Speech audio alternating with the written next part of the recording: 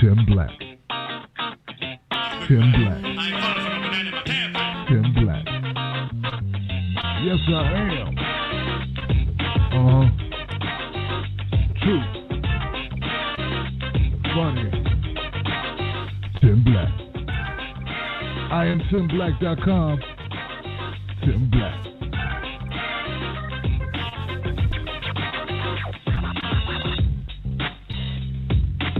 Hey, everybody.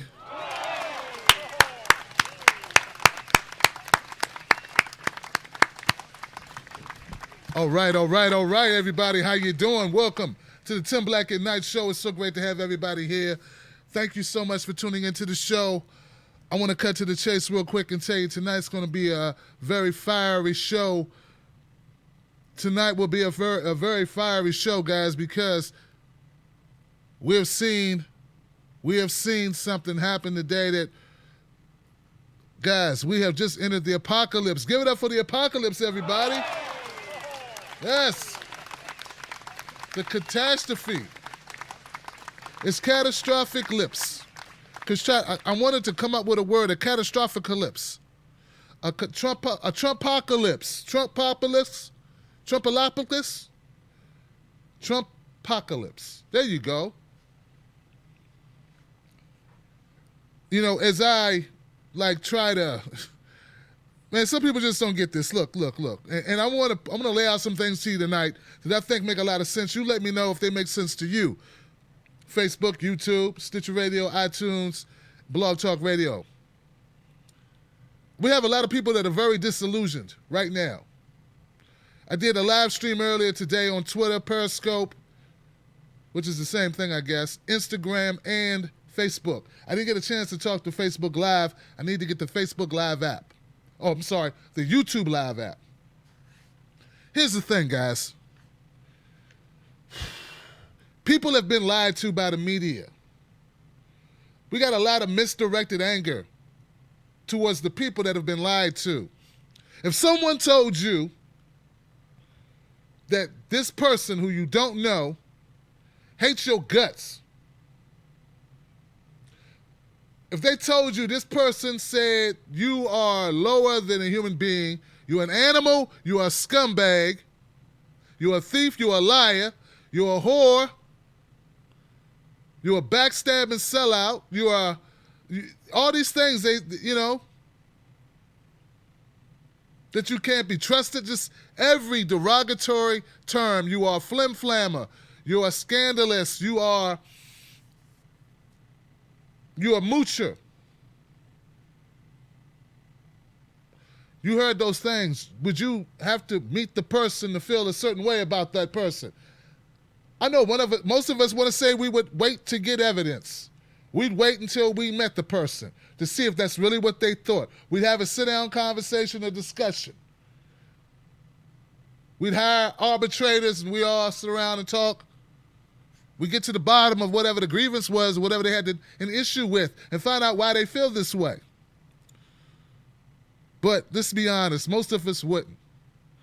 Most of us, upon hearing that these people held us in such low esteem and that they did not want us around, we wouldn't want to be around them, and we would say, you know what, one less person in my life, in my space, I don't have to deal with them, great, good. You hate me, I hate you too. That's a very logical, well, not logical, a very human reaction. It's very human to reject those who you feel reject you. Now, instead of just imagining you getting told this by someone that you trust one time, let's say if they continue to tell you this for 8 years. For 8 years, without fail, almost every day, they would come up to you and they would tell you, this person hates you, don't respect you, thinks that you are small-minded, thinks that you're a moocher, thinks that you are hateful, thinks that you are violent, thinks that you don't carry your own weight, thinks that that you're lazy. Every day now. No holidays, no weekends. 365, 24 hours a day, 365 days a year. you can imagine that that person who's been fed that information, they would believe it. It would be no longer just a thought, it'd be a reality for them. Well, folks, the analogy I just painted for you, though it's a little extreme because you know I like extremes. I'm not politically correct and I don't use safe analogies. I don't go down to the analogy college, get the best prescribed, most tested, highest rated analogy before I start talking. I just start talking. Here's the thing. Here's the point of that. What the mainstream media has done to people, depending on what they watch, is the equivalent of the friend, the trusted friend that goes to you and tells you a bunch of bogus crap, horrible things about the other side, about what other people think about you. That is the reality of what we're dealing with. So when you get angry at someone who's been listening to a trusted friend or someone they put their trust in, who has been lying to them, who are you helping?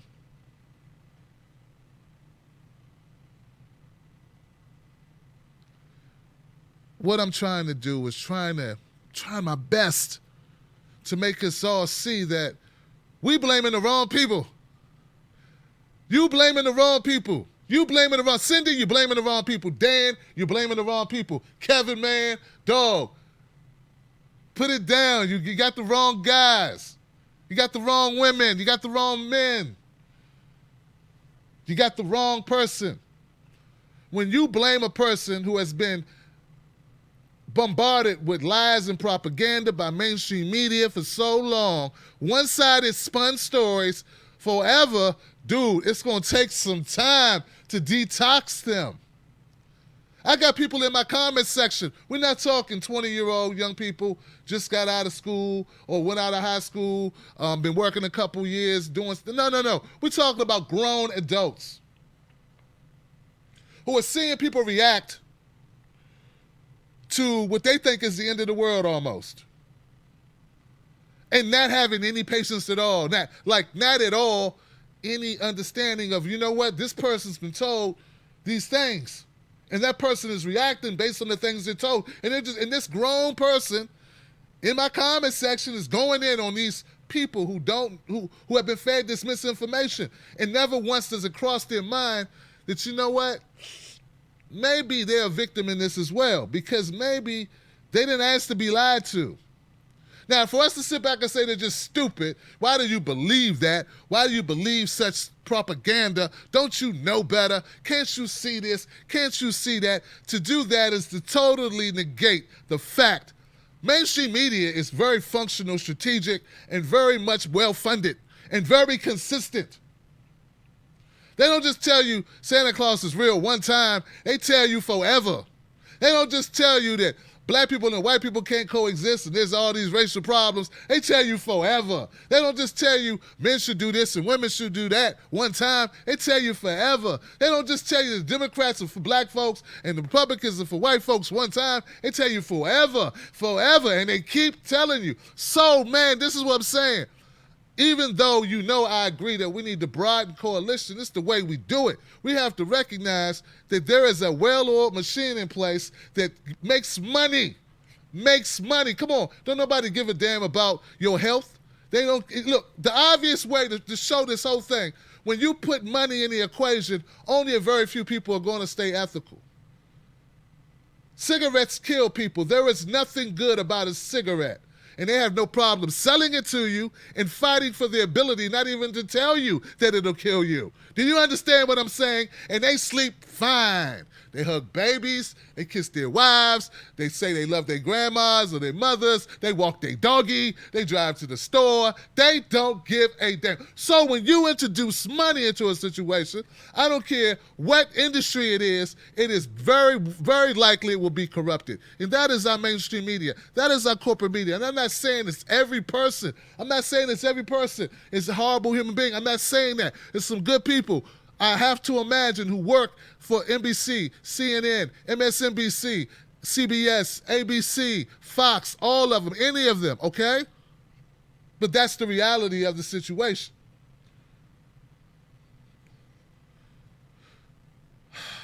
Let's go a little bit further down the bunny hole, shall we?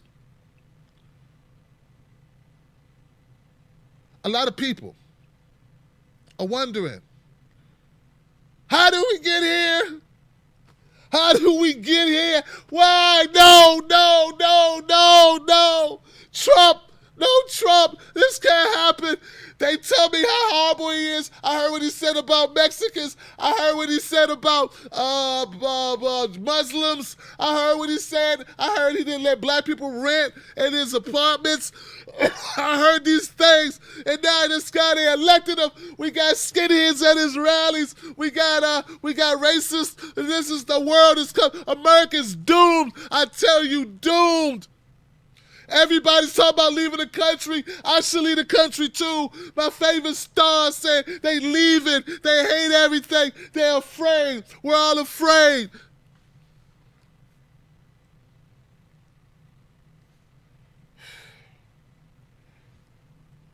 And some of us, we sit back and we go, you should have been afraid last week. You should have been afraid last month. You should have been afraid for the last 8 years. Tell them, Facebook. Tell them.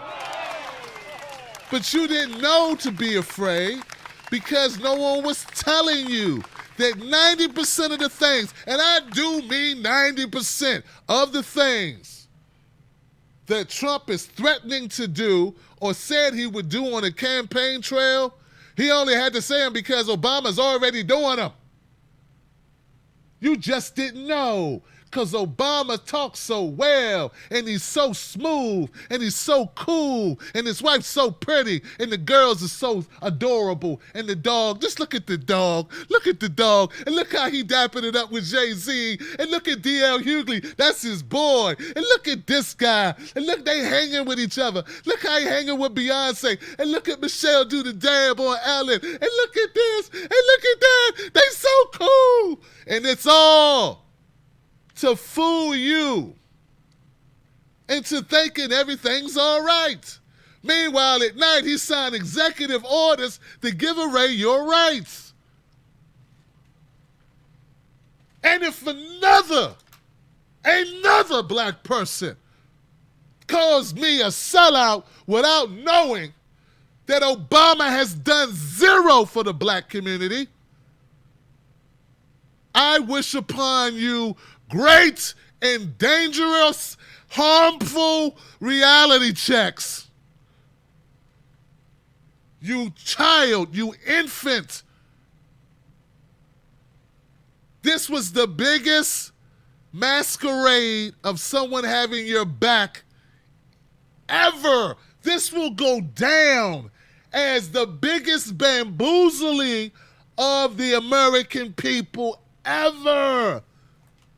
Ever, particularly of black folks. We bombed 7 countries. 7 under Obama. And now people are protesting. Right? God bless them, because they think they're doing the right thing. See, you can think you're doing the right thing, and you could be doing the wrong thing. It's possible. Doesn't mean you're a horrible human being. You believe that thing.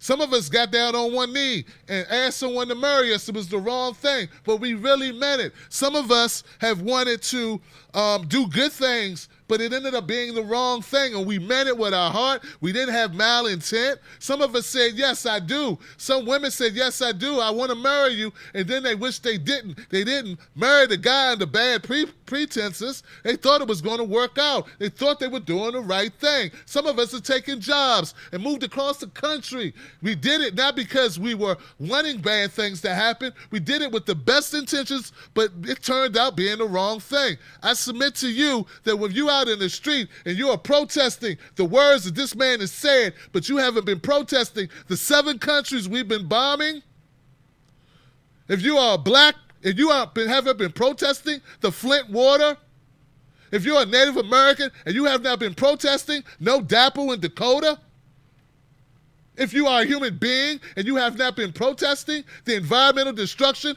under Obama, if you are, I could just keep going. If you are African American and you live in Detroit and you're calling me a coon for calling out Obama, meanwhile your schools have been shut down and there has been no aid at all, and the only response is, well, hey, you know what I'm saying, dog? Hey, I'm everybody president. I can't just help you. You have been bamboozled, sir. And for me to tell you that is not a sellout. I'm trying to wake you up, man. We can't make that same mistake with Trump. Now you are being fooled again. And I'm going to say it. People are being fooled again. See, this is the worst thing about it. This is the worst. This is horrible. They was fooled under Obama, under his slickness, under his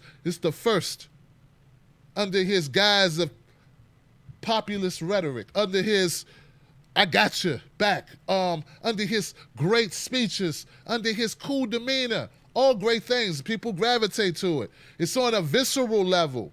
You don't consciously decide to like someone. You like them due to things, the way it interacts with your spirit. He was good at that.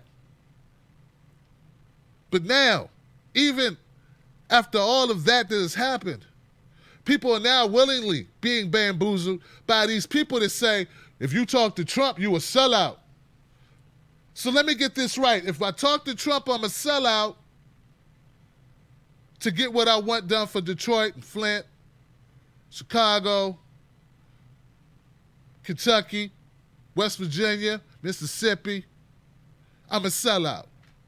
If I talk to Obama, I'm being selfish because he ain't just my president. He everybody's president. And to talk to him badly was to say I don't care, like I don't have no respect for black folks because he black. Who can I talk to then?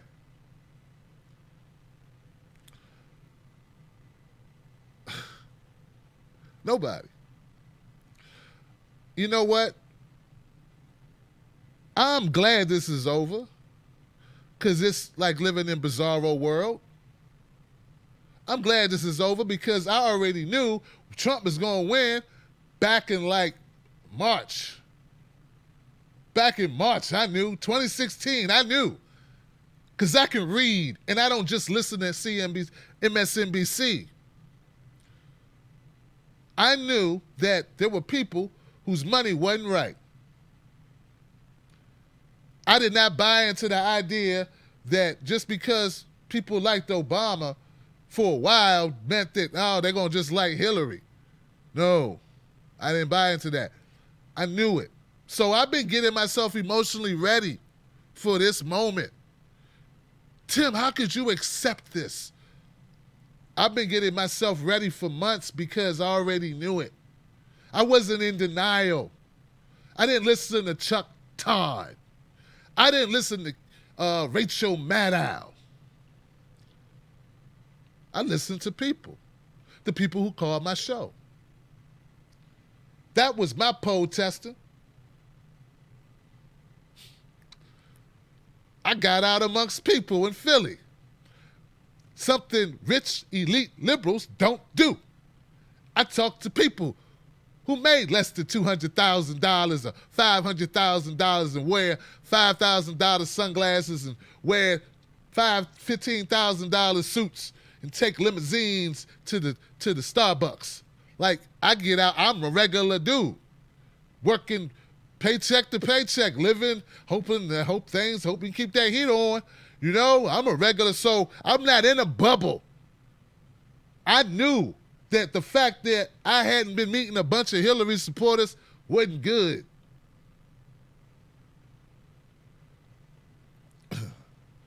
It's not the end of the world, though they would like you to believe it is. If it was the end of the world, we'd been living in Groundhog's Day, because the end of the world had to start back when, I don't know, when Obama signed an executive order that you could be jailed without being charged with anything indefinitely. If this is the end of the world today, it sure looked like yesterday. People saying, oh no, it's the end of the beginning of the Trump era. America, look what they're doing to protesters. Where were you guys? Where were you guys when they was tear gassing and water cannon and and below freezing weather, water cannon people. Why didn't you didn't see that? You didn't pay attention to that. They already been beating up protesters, man. Where you been? They did that back in Baltimore. They did that in Ferguson. They do that all the time. That's what they do. Where you been? Oh, I get it now. Since it's something you care about, now you paying attention to this one thing, and now it's the end of the world. Dude, if that's a sign of the end of the world, police being militarized, do you realize police have more gear than our soldiers in Syria? Oh, well, let me just tell you, our police have more gear than our soldiers in Syria. They've been had it. It didn't happen today. Trump worked fast. He don't work that fast. He hasn't really taken over anything yet. So anyway. I'm trying, man. I'm really trying.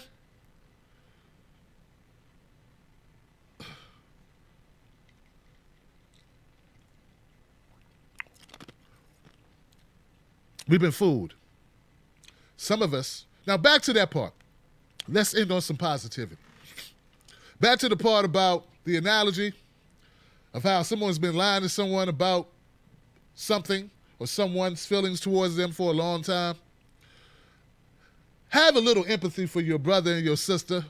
We cannot broaden the coalition of free thinkers. We cannot help other people wake up, right? Become woke or stay woke if we push them away because they didn't learn as quickly as we did. Go back in your mind at a time when you believe what you heard or saw Rachel Maddow say. I just saw Rachel Maddow. I was on demand and I was switching and I didn't know what to watch because it's all crap. And it was stuck on Rachel Maddow and it was just playing and my wife was listening. And Rachel Maddow was going down a list of 30 things that Obama did that was so great in office. So great. And I could see my wife getting sad because she was saying all the great things Obama did. Now, I'm not going to say nothing good at all got done under Obama. I'm not going to say that. But a lot of things they said he did, he didn't actually do. Some of those things were done by Congress. And Rachel left out everything bad that was done. She left out all the wars. She left out all the missteps. She left out all the security crap. She left out everything. And she focused on she said marriage equality and gay people can get married and they can do this and they can do that and insurance. Okay. And then she went, healthcare was great. She left out a lot of stuff. And I was thinking while I was watching and I turned to my wife and I said, baby, you know what? This is what makes it so hard for me to reach people. Because we got people like Rachel Maddow telling people a trimmed down version of the truth for no other reason than to prop up the Democratic Party. There is no ethical reason why if someone tells you something, they can't include both sides of it in their conversation. I can say the Marriage Equality Act was great. Want to be married? Great. It's great when it works. Hope it works for you. You should have the right to be on the same insurance. You should be able to share your wealth. You should be able to sign binding contracts or will things to each other. I totally agree with that. But I don't agree with some of the other stuff Obama did. And she should be very well within her abilities to say both things out of the same face and not just say what suits her audience.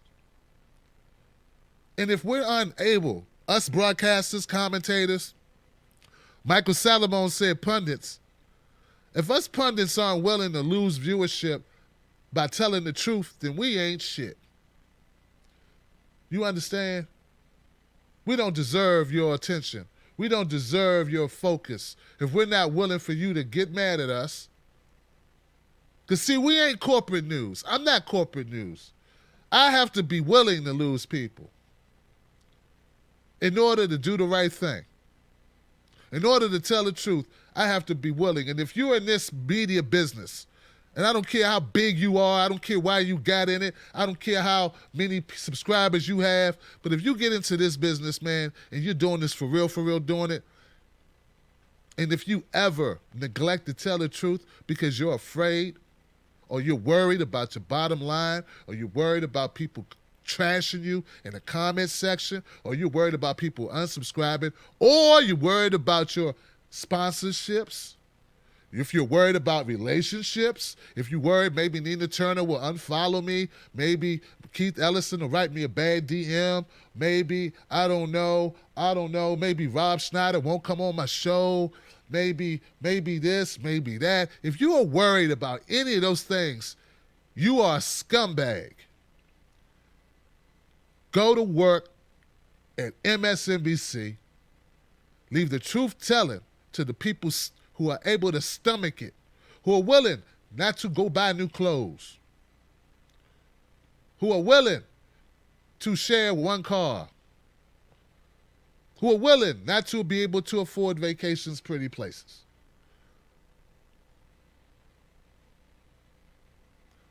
If it means they'll be able to tell the truth. America is not over. This is not the apocalypse. You have not just entered the gates of hell. I don't care what Keith Olbermann tells you. If Trump is hell, you were already in it. I repeat, 90% of the things that Trump has said he would do were already being done. You just didn't know. So if you think your spouse is cheating on you and you find out tomorrow, that'll be hurtful. But what's been happening in the last 8 years is they've been cheating on you every day. They just were slicker about it. Because they had people lie to you. They had friends saying, he at my house. Oh, we went out to the club. That's all corporate media been doing for you. Lying to you. I want you to wake up.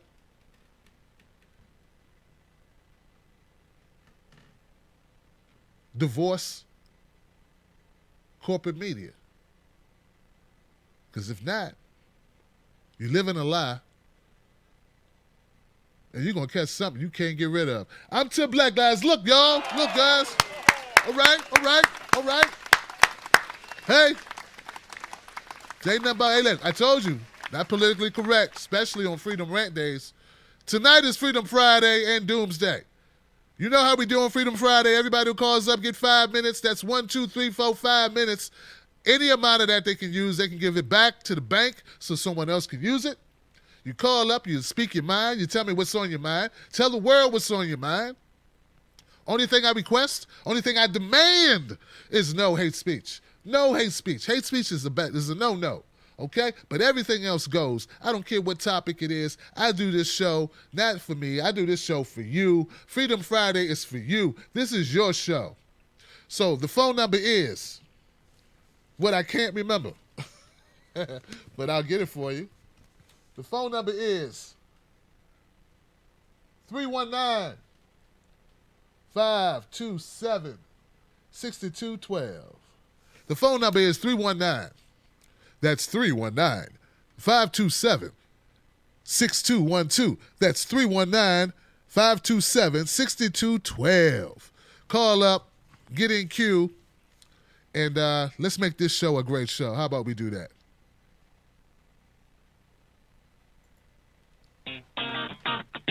Tim Black. Tim Black. Tim Black. Yes, I am. True. Funny. Tim Black. I am TimBlack.com. Tim Black.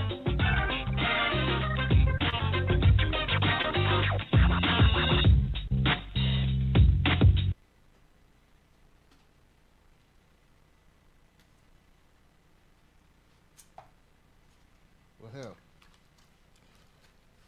I hate to do this. Well, we'll do it. We'll do it. I got to lose my hat to do this. All right, guys. All right, we're good. We're good. We're good.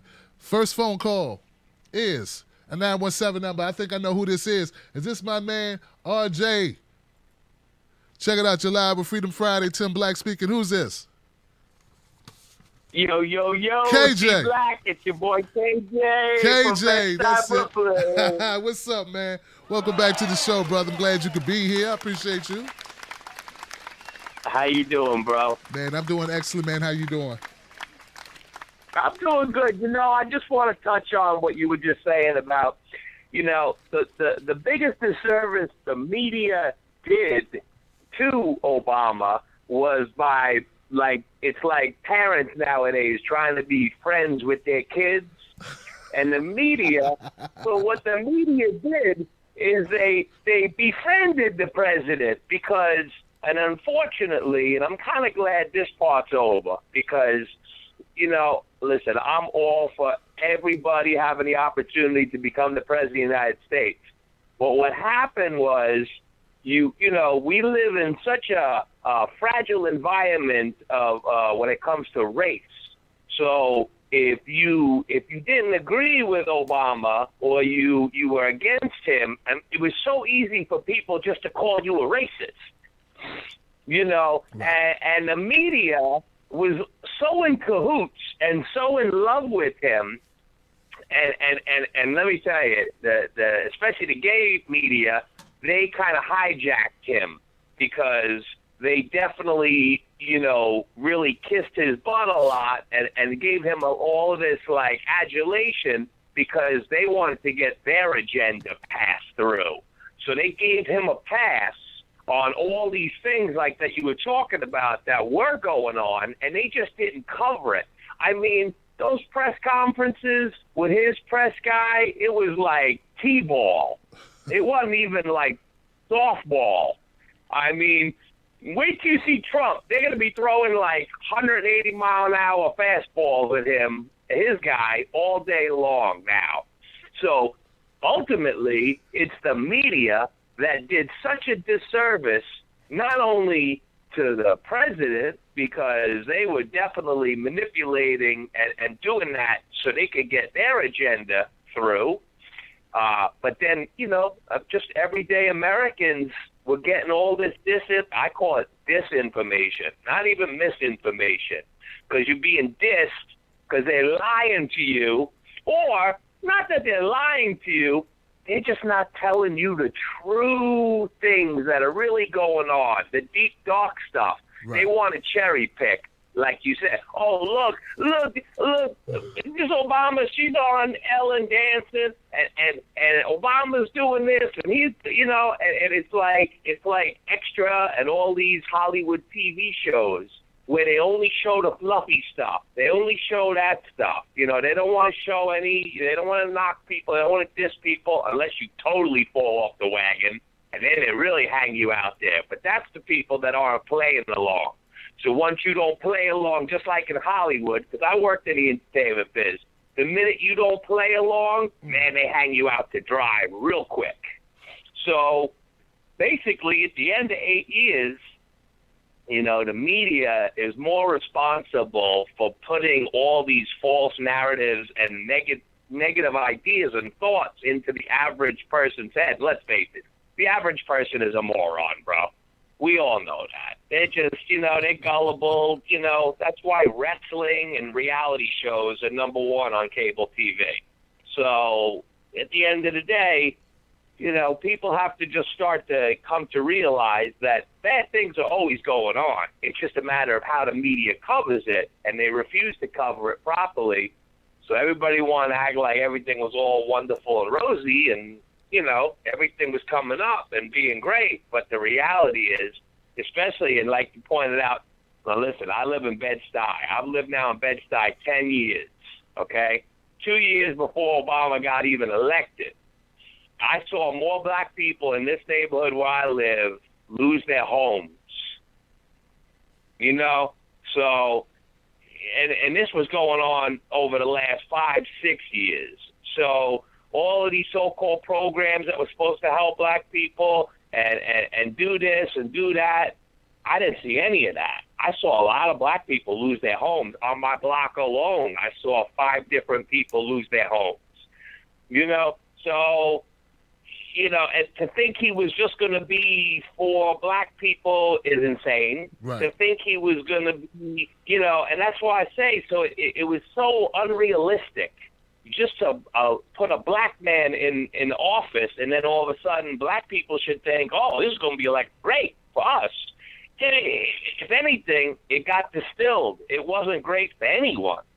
It wasn't really so great for white people. It wasn't so great for black people, brown people. We're kind of in the same spot. Okay, the economy got a little better, but why is that? Because they bailed out the banks. The people, the very same people, the predatory banks that did these adjustable rate mortgages to these people, and let's face it, a lot of African-American people got affected by the adjustable rate mortgages. They didn't understand what they were getting into, and a lot of them lost their homes. Yeah. And then, he turns around and bails these guys out without even a tongue lashing. That's why I got to say, my man Trump today, that 16-minute speech, woo, boy, he was not holding back. And welcome, because that's what we need. We need some truth serum. We need some reality checks. It may hurt, and it may not be easy to swallow, but I'd rather hear the straight truth than get some BS, report from some media outlet that's just got their own interest in mind, and they don't care about what we care about. But that's it, bro. I'm sure I did my 5, and I just want to thank you. And, I got cut off the last time we were talking. Yeah, my sister with that. My community garden, and we just had a big meeting, so things are moving ahead. And my landlord, she's African American, and I'm involved with her with the block association, and we're getting a grant to do some stuff in the neighborhood. And that's what I tell people. Listen, you may be angry about Trump, whatever. Take that anger and manifest it into something positive. Do something, because it'll just give you cancer and eat you up inside if you don't do something with it. He's the president. That's it. We got to deal with it and hope for the best. Thanks, Tim. Have a great night, and I'll definitely be catching you around. Hey, KJ, thank you, brother, for calling in, man. I appreciate you. Keeping it real as always. You know it, man. You know it. Nothing but the truth, y'all. Nothing but the truth. All right. Let me go to the next call, man. That's great. Me telling people what KJ just told them is a duty, and even if someone's not prepared to hear it at the time because it hurts their feelings, it pisses them off. Sometimes some people it hurts their feelings. Had a lady write me saying, "You must be from the devil."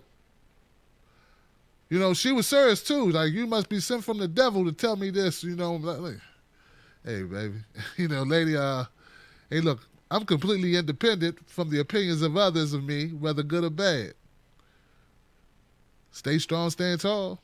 Next call. 312, you're live with Tim Black on Freedom Friday. What's your name and where you calling from? Hey, Tim Black, CJ calling from Chicago. How's it going? CJ up in the house, too. I got a KJ and a CJ. What's up, man? Not a whole lot. Just trying to make it through the day of sadness.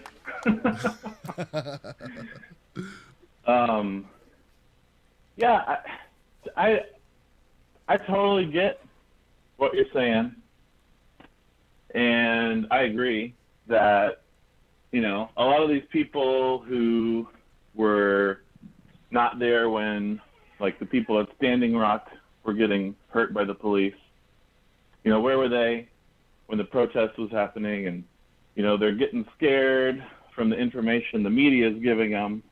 But, KJ, something he just said, I agreed with a lot of what he said, and I think we can agree and disagree when we're talking. But, I watched Trump's entire speech, and it's funny because my mom was like, "Oh, did you see the speech? It seemed really positive and everything." And I was like, I didn't get that from that at all.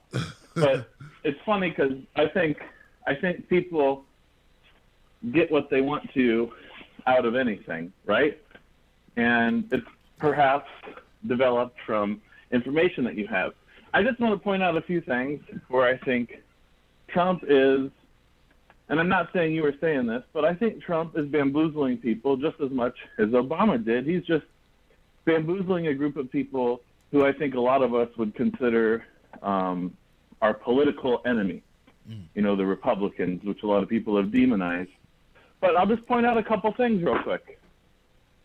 First thing he did when he got within an hour of getting into office, there was Obama signed some sort of bill that basically gave people of low income some sort of tax discount on their FHA home loan.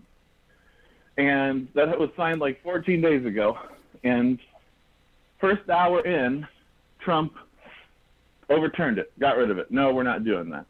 And that was going to be a savings of people for $500 a year, which, you know, might seem like a drop in the pan, but I think $500 a year is a lot to a lot of people, especially if you're low income, on a $200,000 house. Does that sound like he's working for the people? I don't think so. Another thing is, like, you know, Betsy DeVos, oh my God, what a horrible, horrible pick for the Secretary of Education. Do you think of everything that public education is going to affect our kids, you know, my kid, when he starts going to school, you know, it worries me that we've got someone in there who's basically a for-profit school system person. And I think we all know for-profit prisons didn't work. So I certainly don't know why we think for-profit schools would work. And I mean, the worst part about the for-profit schools, this charter school, you know, they say they're going to give kids better schooling opportunities, right? Right. And you do it with a voucher. Well, a voucher is just money that people were paying to the government anyway, money that would have gone towards your public schooling, where theoretically every dollar of that, since public schooling is not supposed to make a profit. But now they're going to take that same, you know, let's say it's $4,000. Every dollar would have been invested back into your kid theoretically in public school. Now they're going to take that $4,000. You're going to tell me you're going to pocket $500 of that and spend $3,500 and give my kid a better education? How the hell are you going to do that? It's a scam.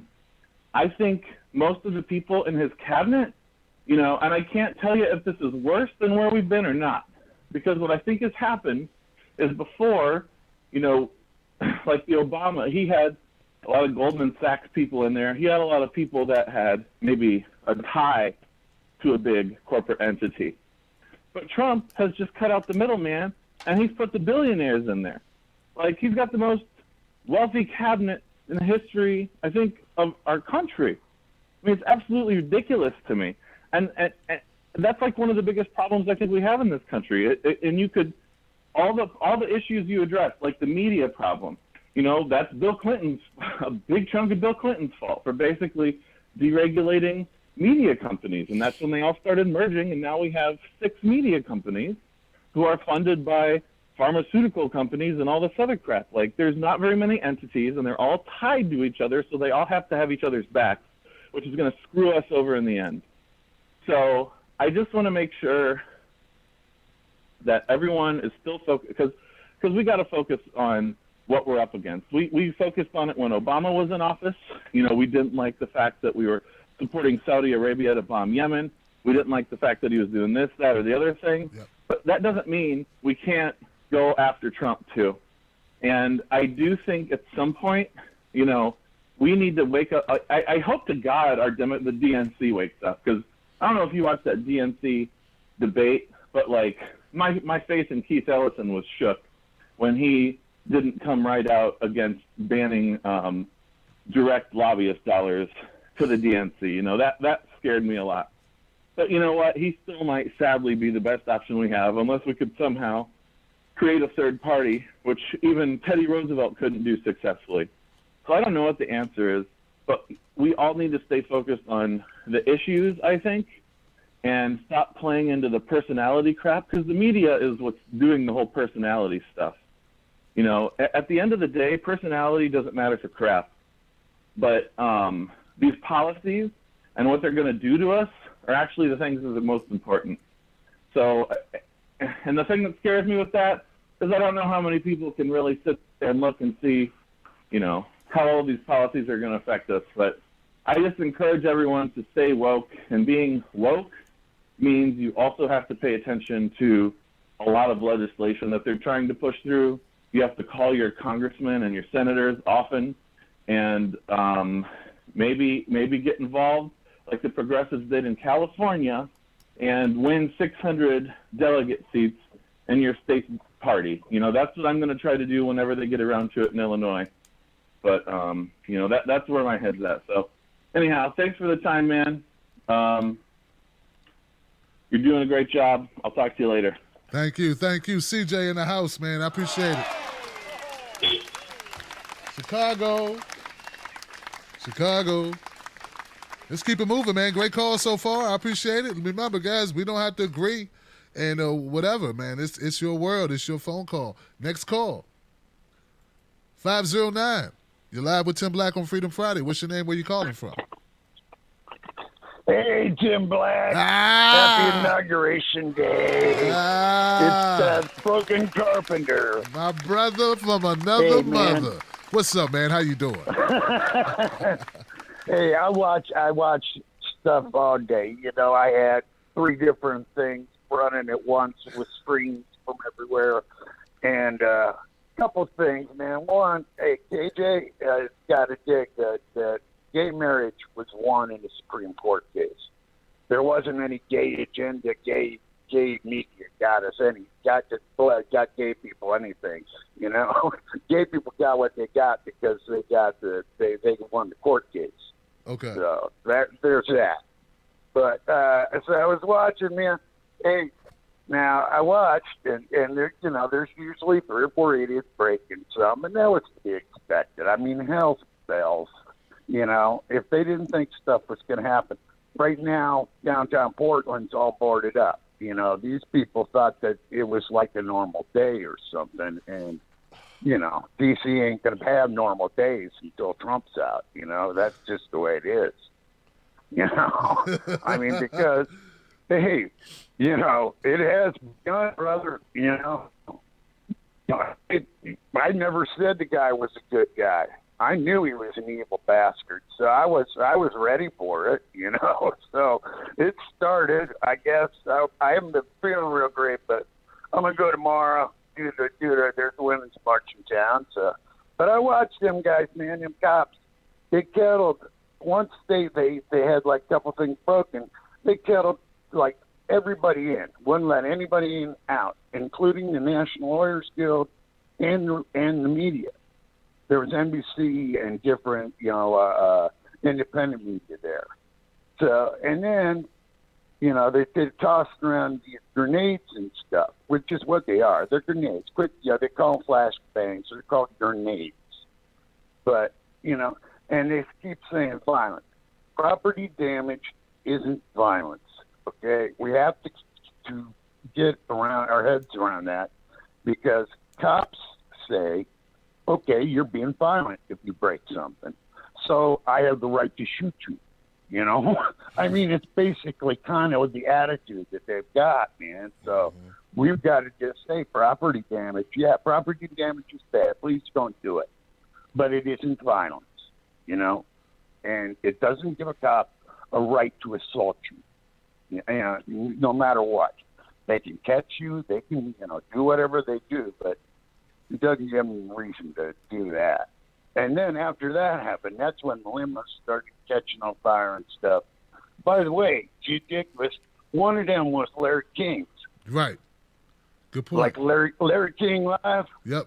One of the, I guess it must have been like the RV one. Yep. Because I saw his thing. But hey, man, I watched CNN. Okay, and I had that on one thing, and they did not show any of the protests. Wow. Up until stuff started getting broken. You tell me, if people want people to act that way, then they better start covering people when they aren't violent. Because this is just going to make it so. You know what I mean? It's its own fire, and hey, I'm not for it. But then again, I ain't again it either. You know, if it happens, it happens. It's not, you know, I can't stop it. I'm one person, and I ain't very fast. So, you know, but anyhow, between that and, you know, with the disclaimer that I don't like violence of any kind, did you see the Nazi get punched? No, I didn't. No, I didn't, man. I missed it. Oh, yeah, man. Yeah, that neo-Nazi cat. I can't remember what his name is. He was on some street corner doing a stand-up interview. One of these black people just came by and just cracked him in the face. Wow. And then took off running. Wow. Hey, like I say, I'm sorry. Violence is bad. Violence against Nazis is, that's not okay. Okay, guys, please don't do it. But, you know. Wow. Hey, Jim, you have a great night, man. I'll try to call you next week, tell you how to march, Lynn. Hey, man, I appreciate you, Broken. Thank you for the update. And you are so right about Larry King, man. I saw that. I wanted to lead with it, but I got on a rant, brother, and I never got back to it, man. He said he was in an SUV, and people just, while they were in the vehicle, man, people came up and started busting the windows out. And he said he was fine, but his driver was a little shaken up, obviously, because he was in the front, and that's where they bust the windows out. I think probably the driver's side or the passenger side of the vehicle. So, but Larry King is fine, but he reported it, and now it's all over on various websites. Go check it out. Larry King Live, a victim of the Trump protest. Next call. I don't know who this is. 111. You're live with Tim Black on Freedom Friday. What's your name and where are you calling from? My name is Thomas Elmy from Lansing, Michigan. Elmy. I donated that poem to you. All right. Elmy, how you doing, brother? What's up? Good. I'm the guy that donated that poem to you a while ago. Hey, thank you, Thomas. You're welcome. You know, I watched the inauguration pretty much off and on from the whole start, and I think the funniest thing was when they announced Hillary as the Honorable Hillary Rodham Clinton. That was the funniest line I ever heard. Wow. And another thing, Chuck Schumer, oh my gosh, when he started up and started talking about inner city youth and African Americans, I'm just like, you're such a hypocrite, dude. That just rivaled the Honorable Hillary Rodham Clinton, his little spiel about helping the little people. Right. And I think CJ was talking about Betsy DeVos. She's a Michigan native. Right. Her family owns a research hospital, and they have some of the most complicated equipment in the whole state. Yeah, $1 billion. To She's do, a billionaire, yeah. Cancer research and stuff like that. And to have her as the education secretary, it was just, if you actually watched the video of her interview, it was like embarrassing for me, for her. It was like, you can't answer a single question. And she didn't even know, Minnesota, I forgot the senator's name, but he's a comedian originally. He asked her a basic question about growth versus something in the education department of how they actually rate the teachers. And she couldn't answer a single question. It was ridiculous.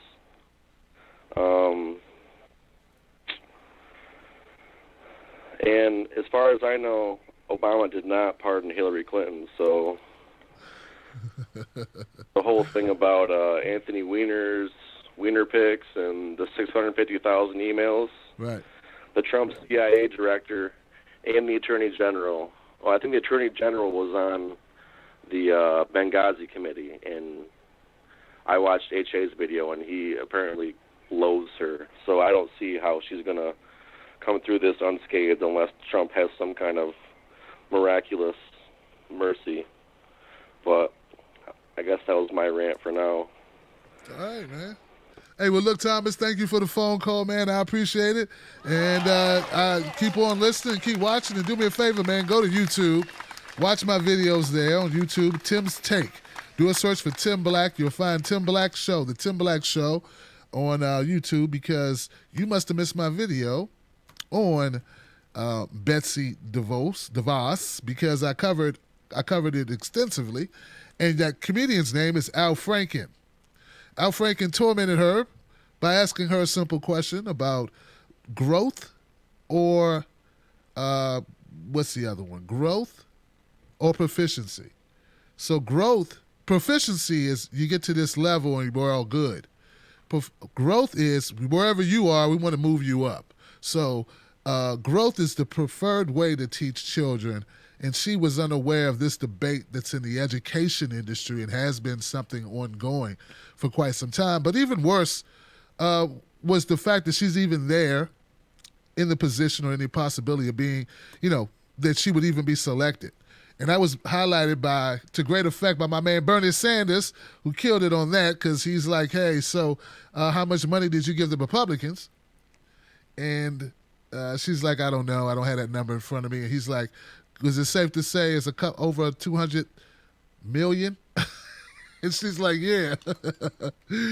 So he's like, do you think if your family hadn't given the Republican Party over 200 million, hundreds of millions of dollars, would you be sitting here for this position? And she was like, I think it's very possible. I think it's very possible. It's like, man, she's a rich lady. I don't know what she knows as far as something else. Like maybe she's great at something else. Maybe she creates great cars. I don't know. Maybe she I don't know what she does. I don't know. Maybe she's really good at cancer research. But this talking to people and education, her acumen doesn't seem up to par. So yeah. I wasn't impressed with Miss DeVos. I said Miss DeVos doesn't know us. And yeah. Next call. 734, you in the house. 734, what state are you in and who are you? 734. Hi. Hey. Hi, Tim. This is Jack from Michigan. How are you? Jack from Michigan in the house, y'all. I'm doing well, brother. How are you? Doing good. I guess probably what I'd say is this has been a crazy week with Betsy DeVos and the fact that nobody really knows for sure how to pronounce her name. You have Bernie Sanders going, Mrs. DeVos, and other people going, DeVos, or, I'm still having difficulty too, so I understand. But but I do think that it is a good lesson, given what has happened with Barack Obama. He had many chances, numerous chances. He bailed out Wall Street, and it caused massive inflation because he basically printed money, or the Federal Reserve under his administration printed money, and it fed it right through Wall Street. And it's like tens of trillions of dollars. All that money goes into debt, and it lowers the value of the dollar. And it hurts us real bad. And the other thing, when Rachel Maddow keeps shouting out that unemployment's 4.9%, that's all false. It's actually a little over 10% if you add the people who have 2 or 3 part-time jobs, the people who are underemployed, people who are still looking for a job, people who dropped out of the workforce, et cetera, et cetera. And so I didn't see any solutions come from him on how President Obama would fix that, or any proposals that came from him. The other thing, too, is people talk about how great of a person he is with the LGBT community. Well, I didn't see that type of treatment with Chelsea Manning when she was tortured. And many people for years, this wasn't just a couple of months, this was for years, people saying that she needs to be let out, she needs to be released, She needs to be released. Please, please, please. And he didn't listen. And that was very ignorant. And I didn't like that. I thought that, well, he was elected to change the direction of the country, and he should have known better. There's no doubt that also he knew better about what he was doing economically as well. He knew that bailing out Wall Street was going to cost us, and I think, yes, Trump is a bad choice, and obviously Betsy DeVos is a very bad pick, but of course with Rick Perry with the EPA, even more disastrous. But there's, I think it's a good lesson, because if we didn't learn this lesson, there would be no other chance for a better beginning, or 2020, Return of the Jedi, whatever you want to call it. This is just, we have to stick together. If Hillary Clinton really says we need to stick together, well, this is your big test now. You need to stick together here, no matter who the guy is on top. There's going to be some good things he does and some bad things, and you have to pressure him, and he'll give in. He's not as, he's looking for the attention. Barack Obama is just kind of sleepy, like that. And so I think Donald Trump, if you can pressure him enough, he'll do what the people want him to do. And certainly he may make some better financial decisions. And one last thing, I'd have to say to those people out there who think that the minimum wage is the thing that is causing all these businesses to flunk out. It's not. In fact, in many cases, it has to do with, and I learned this just about a day or two ago, that it was drainage fees, and cost over $60,000 in some case. And there was a Tim Hortons that I saw nearby from where I live that went out of business because they had 60,000, just one shop, $60,000 in drainage fees, and in Michigan here that can be a huge problem. So hopefully I set a good example for some people going forth. All right, brother. Well, look, Jack, I appreciate your phone call, man. Give it up for Jack, y'all. No worries. Appreciate it. 917, you're live with Tim Black on Freedom Friday. What's your name and where you calling from? Hello? Hey, how you doing? You're live. Who's this? Hi, Tim. This is Jen from Brooklyn, New York. How are you? Hey, Jen, how you doing? What's going on with you, Jen? This is my first time calling. I'm an inaugural caller. Hey, well, cool. Yeah, nice fun, right? Very cool. We actually met in D.C. at the Democracy March the week before the general election. My friends and I were making these buttons, and we gave you a WikiLeaks button. Oh, okay. Oh, well, that'll work. Thank you. Okay.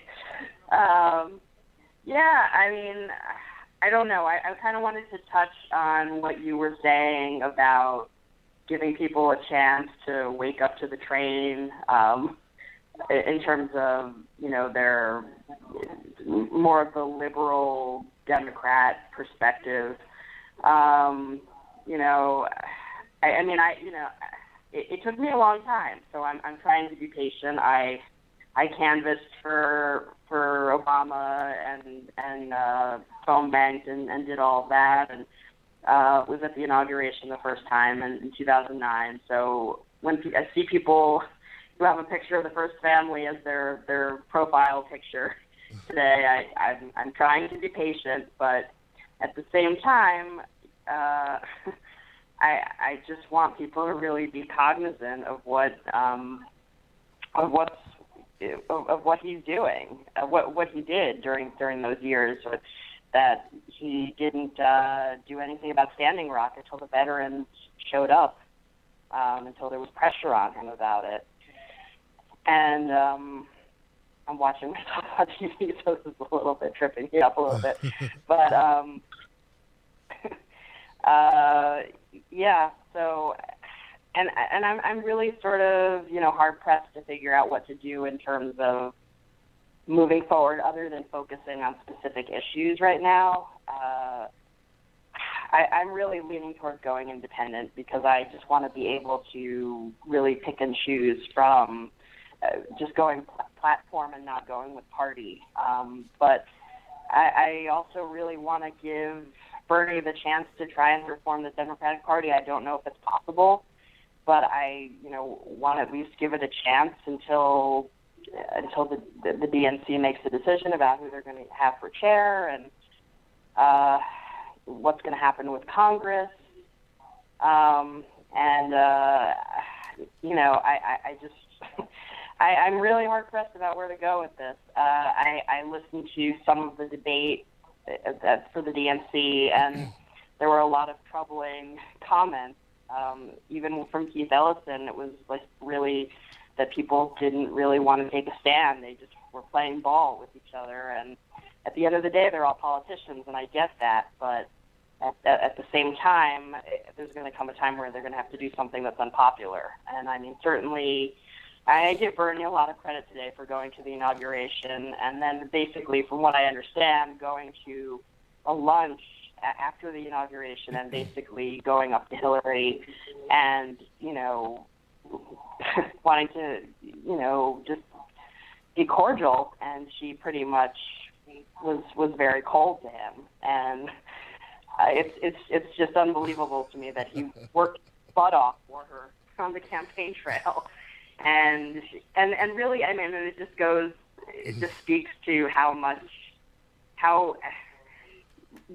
it's a two-party duopoly. It's a two-party system, and so she was the belle of the ball there, and he was the outsider, and he showed up, and he did the right thing while the other Democrats were protesting. They're all going to the march tomorrow with their paid pussy hats.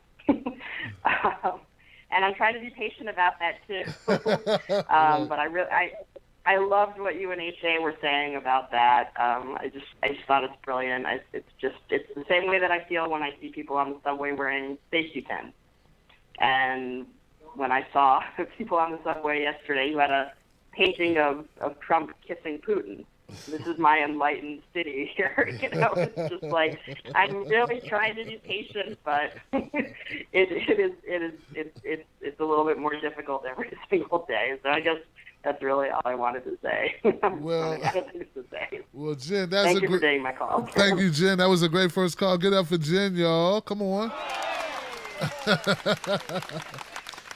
Yeah, I know. It's hard, man. It's hard dealing with people, I get it, but we got to try.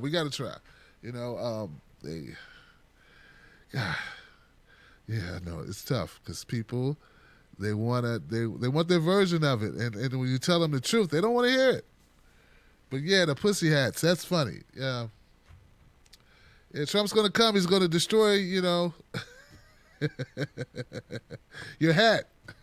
What's going on, man? 559, you in the house, 559. You still there? Good. Thank you for your patience, 559. You're live with Tim Black on Freedom Friday. What's your name and where you calling from? It's Craig from California. What's up, Tim? How you doing? Craig, up in the house, up in Cali. I love it. Yeah. What's up, brother? How you doing? What's up, man? How you feeling? I'm feeling good, actually. I had an entertaining day today. You know what I'm saying? It was nothing but comedy. But it was interesting to see some things, how people reacted and how things progressed and transpired, and how people are their interpretation.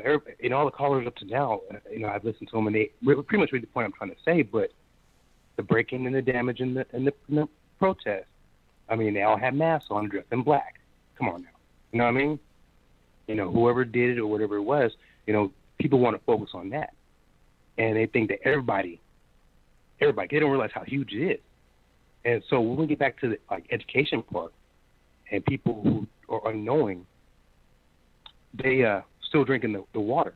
And I have to say water now. It can't be Kool-Aid because the water's tainted everywhere. It's all connected.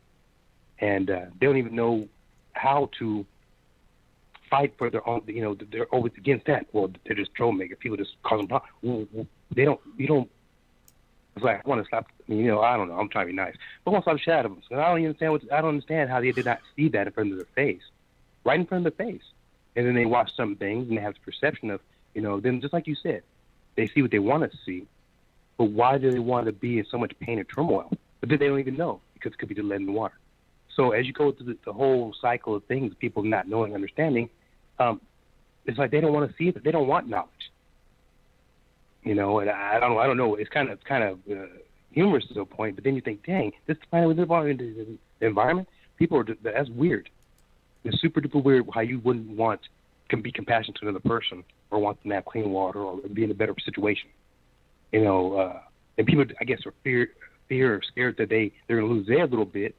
But if that's the case, that's the point. And they don't understand that little significant little ideology, which is not an ism or a name or terminology, but just a pathway of thinking. You think of critical thinking, and I think they lack that. And I don't know. But the whole point I'm trying to say is we still got it. I want to mention that if you check your, I don't know about over there, but over here in California, we have a program that I'm looking on it. People can go solar.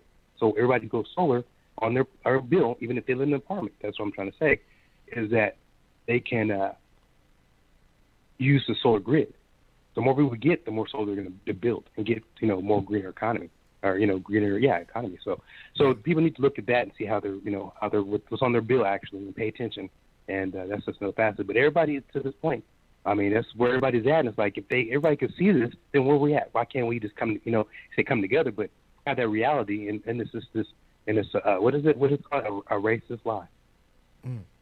So I heard that. You know what I'm saying? Yeah. I mean, Brother Cornell knows, you know what I'm saying? And so all I'm trying to say is, Tim, thank you. I know today a lot of people they were up in arms and they were confused. And, like you said, you had to temper yourself for the whole long time. You've been doing that a long time. But this last year was a ride for me. You know what I'm saying? Right. I got to see Bernie and everything, and I got disappointed, a little bit. I still respect the man. He's a aristocratic guy. He's a little different. You know what I mean? He has go his path, and I have to respect that. But just keep up the fight, Tim. I want to listen to everybody else in the show, and I just want to thank you. And I'm glad I got to be on tonight. Yeah, Freedom Friday is what it is. Yes, and sir. You know what I'm saying? You have a good night, brother. And you too, Craig, man. Thank you for the phone call, Craig. I appreciate you, brother. Keep it real.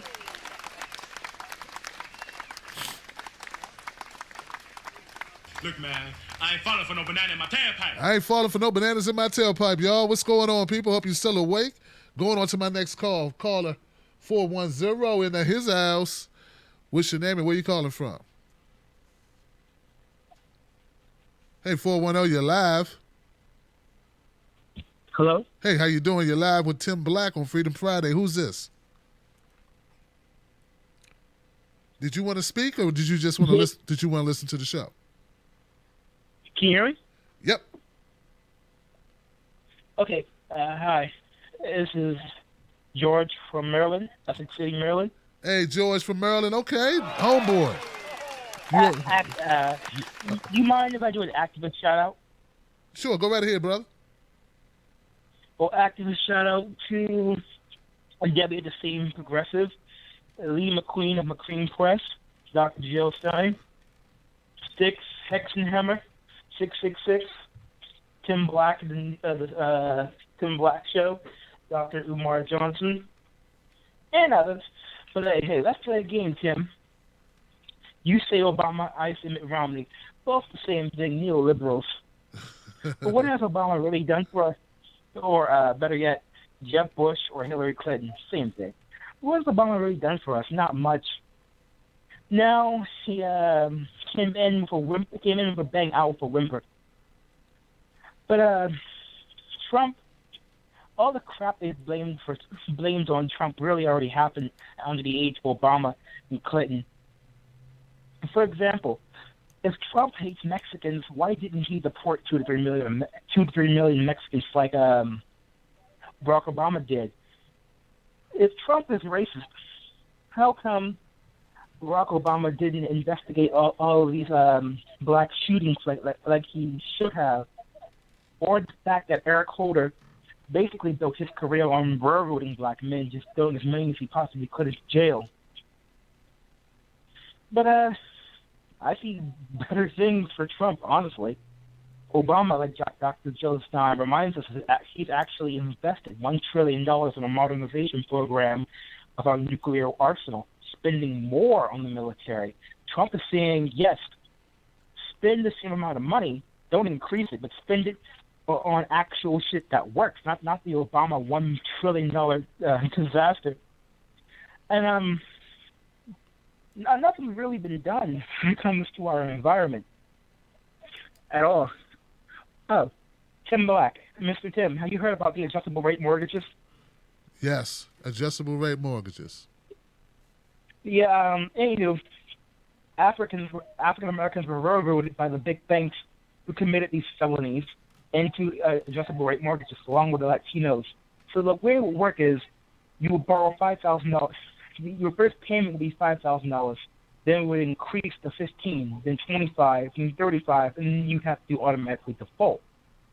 Then they would take your mortgage and they would cut it up into 4 different pieces, mix it with other mortgages, and call these CDOs. They would bet against the prices of these CDOs going up and down, and they would make billions. And he bailed the big things out. America's not in a recovery. We're in a recession. We're in a depression. He hasn't done anything for the average working man or for the average working Joe. He hasn't done no Black New Deal for African Americans. I mean, he hasn't really done anything for white people like all the other callers said. He was the imperial liar-in-chief, Emperor Obama. He was given a Nobel Peace Prize. 72 countries were at war, unofficial war with him, with drone bombing. Drone bombing. I mean, come on. What exactly has he done? The penitent girl was singing at the inauguration for him. She was murdered. He couldn't be bothered to go back to Chicago with 700 murders in a single year.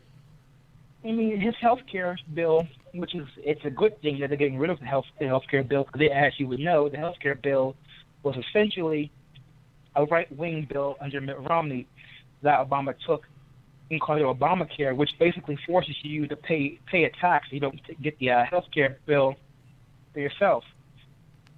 But I think Vince Jones fired him for going back because he was too pro-environmental. Obama was never the environmental president. He's already expanded the Dakota Access Pipeline. He's already built multiple pipelines across the country. He's reopened gas and drilling down in the Gulf of Mexico, which is basically dead. He never helped them, but he was never really America's president. He was the president for the 1%, the corporate elite, the rich, the powerful. I mean, we're at the end of an era. And personally, not to sound offensive to anyone, but I think all these people are fools to go protest Trump. Where were you under the like Debbie of the same progressive always says, where were you? Where were you under the 8 years of Obama? Obama, the president who got rid of habeas corpus. Obama, who allowed him to gut the Voting Rights Act and the Fourth Amendment. Obama, who expanded his powers even more. He's now like an emperor more than a president. You can kill Omar al-Awlaki and his son, two Americans without charge or trial on the suspicion of them being terrorists. Obama pushing NATO forces right up to the border of Russia. Ukraine's really a buffer state. There's no reason why we should be all the way up to Russia like we are. Obama has filled his cabinet with Citigroup, Wall Street, the big banks. Oh, Tim Black, do you think, I need your honest opinion on something. Do you think that Michelle Obama got a talking to after her Let's Get Started Fit plan thing didn't work out? Was a disaster? Probably. Oh, you think that Bernie got a talking to after they basically stole the nomination and they stole Gary Johnson's and Jill Stein's votes?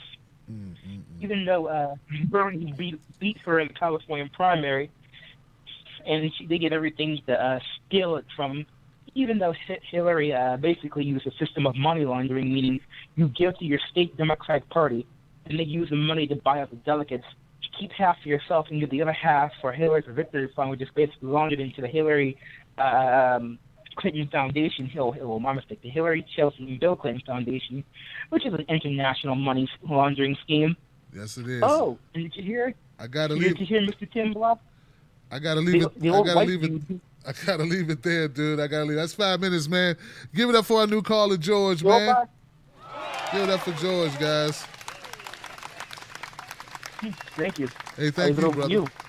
I appreciate you, man, for calling up and having an artillery, a full extended clip of information for my callers to chew on. I appreciate it. Let's move on. Let me get some more callers in, man. I don't want to run out of time. I got an 865 number in the house. 865. What's your name and where you calling from? What's going on, Tim Black? What's up, man? How you doing? This is Jake. I'm doing good, man. This is Jake from East Tennessee. Jake from Tennessee. Get up for Jake, y'all. Talk to me, Jake. What's on your mind tonight? Man, it's just, I don't know, man. It's so funny how short everybody's memory seems to be, especially when we talking about dear leader Obama. You know what I mean? What you mean, man? Break it down.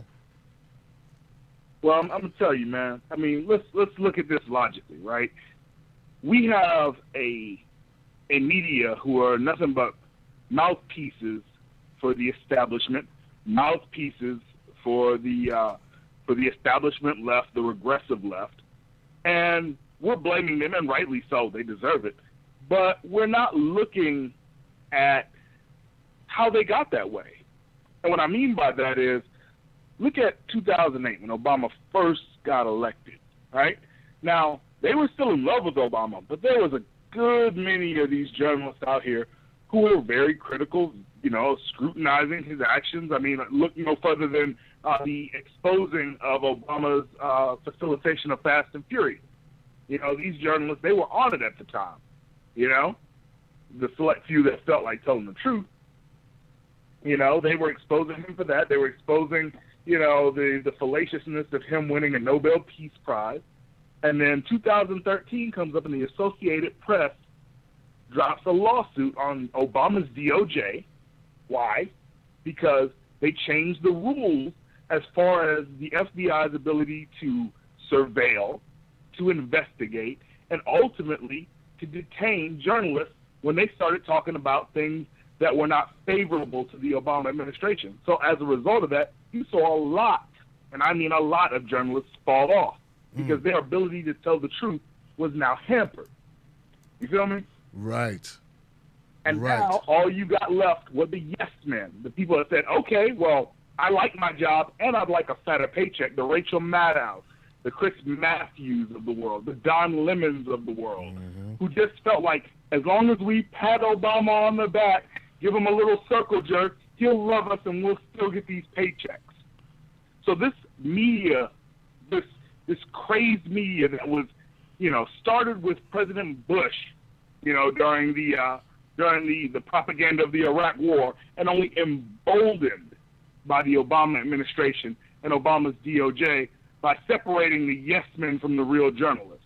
And now we have what we have right now, which is a state-run media who is going to do everything they can to discredit Donald Trump or anybody else. I'm not a Donald Trump fan, but let's be clear here. Their scrutiny of Donald Trump is only going to embolden Donald Trump to do good things for working-class people. And when he does them, because Donald Trump doesn't like looking like a complete asshole to everybody, when he does the right thing, right? Right. They're going to look stupid. These celebrities going to look like idiots. And these protesters that are running around breaking stuff, acting a fool, because I didn't know that's how you protest. If enough black people did that, that'd be a riot. But that's a topic for another show, obviously. But you got all of this going on, and they're protesting. They're venting their frustration. Meanwhile, when that happened in Baltimore, that was a riot, right? All right then. But that's where I'm coming from, Tim. These people, like I said, they got a short memory. They want to act like Obama was the great black hope. He did so many great things. He was asleep at the wheel half the time, and the other half the time, his favorite line whenever he got caught in some BS was, I don't know. I have no knowledge of that. I heard that on the news. What presidents you know talking about? I heard that on the news. I heard that on the news. I'm glad Obama's gone, and I'm glad Hillary didn't get elected. Because let's face it, I'm a black man. I'm from Stone Mountain, Georgia, and the fact of the matter is that Obama, after his first 4 years, got a black pass. And if Hillary was elected, she would have got the P pass, and you know what I'm talking about. Look, man, I ain't falling for no banana. I love it, man. Look, I love it. I ain't falling for no banana in my tail. Oh, man, Jake, you hit the nail on the head, man. I bet people call you a sellout for that type of talk, brother. Oh, every day. My social media is on fire every day, but I don't care. I'd rather be a sellout telling the truth than be a down brother who's got another brother's banana in his tailpipe. Man, look at that, man. That's what I'm talking about. Give it up for my man Jake from Tennessee, man. Jake, man, you got to keep calling in, man. Please, man. I need to hear more from Jake from Tennessee. It reminds me that I haven't lost my damn mind, man. Thank you, Jake. That's what's up, man. That's what I'm talking about, y'all. Goodness gracious, man. And he's right. He did go into very informative too, to go into how the media became what it is. You know, I remember I used to like Ed, man. Ed Schultz was my guy. You know, Ed Schultz was my guy. I used to think that's like Ed is really always like he just seemed authentic to me. You know. And I was glad to see him come back, and I saw him go to RT America. Then he got the Ed show, he's doing his thing, and what have you. But but it's good to get a little background because I did not know some of the points that Jake pointed out. Now I'm going to look at it further because, hey, just because you hear something on this show, even if I say it, go check it out. You know, do your own fact checking. But it smells right. It smells right because I do know about Obama's treatment of the press. Now, I know from the black perspective, they shunned you, man, just for talking like Obama didn't, do everything right. If you said Obama sits down to use the bathroom, they would throw rocks at you. What you talking about? He sits down to use the bathroom. You get out of here, you sellout. I think Obama had a cold once. What you mean he had a cold? A cold like regular people? Are you crazy? Ain't no way Obama ever had a cold in his life. If he even has a bug coming on, the Lord gonna swoop down and pat his head, take away all of the bacteria infection. People were crazy over Obama, man. You couldn't say nothing. Obama's so loved by the black community, man. For why, I don't know, other than he a black guy. Because every time he say, "Hey, could you help me out?" He go, "Look, man. Look, man. Look, man, I ain't falling for no banana in my tailpipe." You brothers always asking for something, Pookie. Pull your pants up, Pookie. Pull your pants up, Pookie. He's like, "Hey, man, my pants ain't got nothing to do with it. The school sucks. Pull your pants up, Pookie. Pull your pants up, Pookie. Hey, man, they took our house. Pull your pants up, Pookie. Pull your pants up, Pookie. Pull your pants up, Pookie. Pull your pants up, Pookie." He never wagged his finger at white folks. Pull your pants up, Pookie. Pull your pants up, Pookie. He never talked to the people in Kentucky that's off the meth, because they're on the methamphetamine out there. Horrible thing. And heroin, oh my God, it's ravaging. It is ravaging parts of the Midwest. Obama never got up on stage and said, do something about it. You dummy out there on that crack, on that methamphetamine. That's your problem. He never wagged his finger at him. It's like, we need to be more respectful, more kind, be more gentle with our people who are, hold on. Don't smoke, vote. Don't OD, choose me. He just did that crap, and people went along with it, And we always got... We have crooked Hillary, fuck. All right, guys, we'll go to the next call. Thank you for that comedic break. Bearing with us here. Let's go to 770 in the house. 770, you're live with Tim Black on Freedom Friday. What's your name and where you calling from? Hey, what's up, Tim? This is Dave from Stone Mountain. Man, what is up with Stone Mountain, man? What's going on, man? I got 2 Stone Mountain callers. That was another person that called from my town just then, wasn't it? Yeah, man. Well, I think he's... that's probably... You're right. I think he lives we don't get too many from out here, but we do. Georgia's kind of a conservative state. It's kind of red, but I was glad to hear somebody else from the hometown call up. Right. So I guess let me be the white guy from Stone Mountain, Tim. That'll work. I had a couple things I want to call because, man, there's so much stuff to talk about. So here we go. Donald Trump, right? He's the topic of the day. Let's just jump in. I see a lot of hate coming from Democrats towards Donald Trump. And even though I agree that he is less than the ideal president, I wanted to point out something real quick. I don't want to take a lot of time, Tim, but you have picked up on this. And I'm really proud of you for doing so, first off. And I think I mentioned this on your show the last time I called, is that, if Democrats all of a sudden unite, and they unite under one person, and they take over Congress, they take over the Democratic Party, us progressives, even if we all unite together, we're still not going to get anything done because Republicans hold House and Senate seats. So the only real way to get anything done in America is for Republicans and Democrats to come together.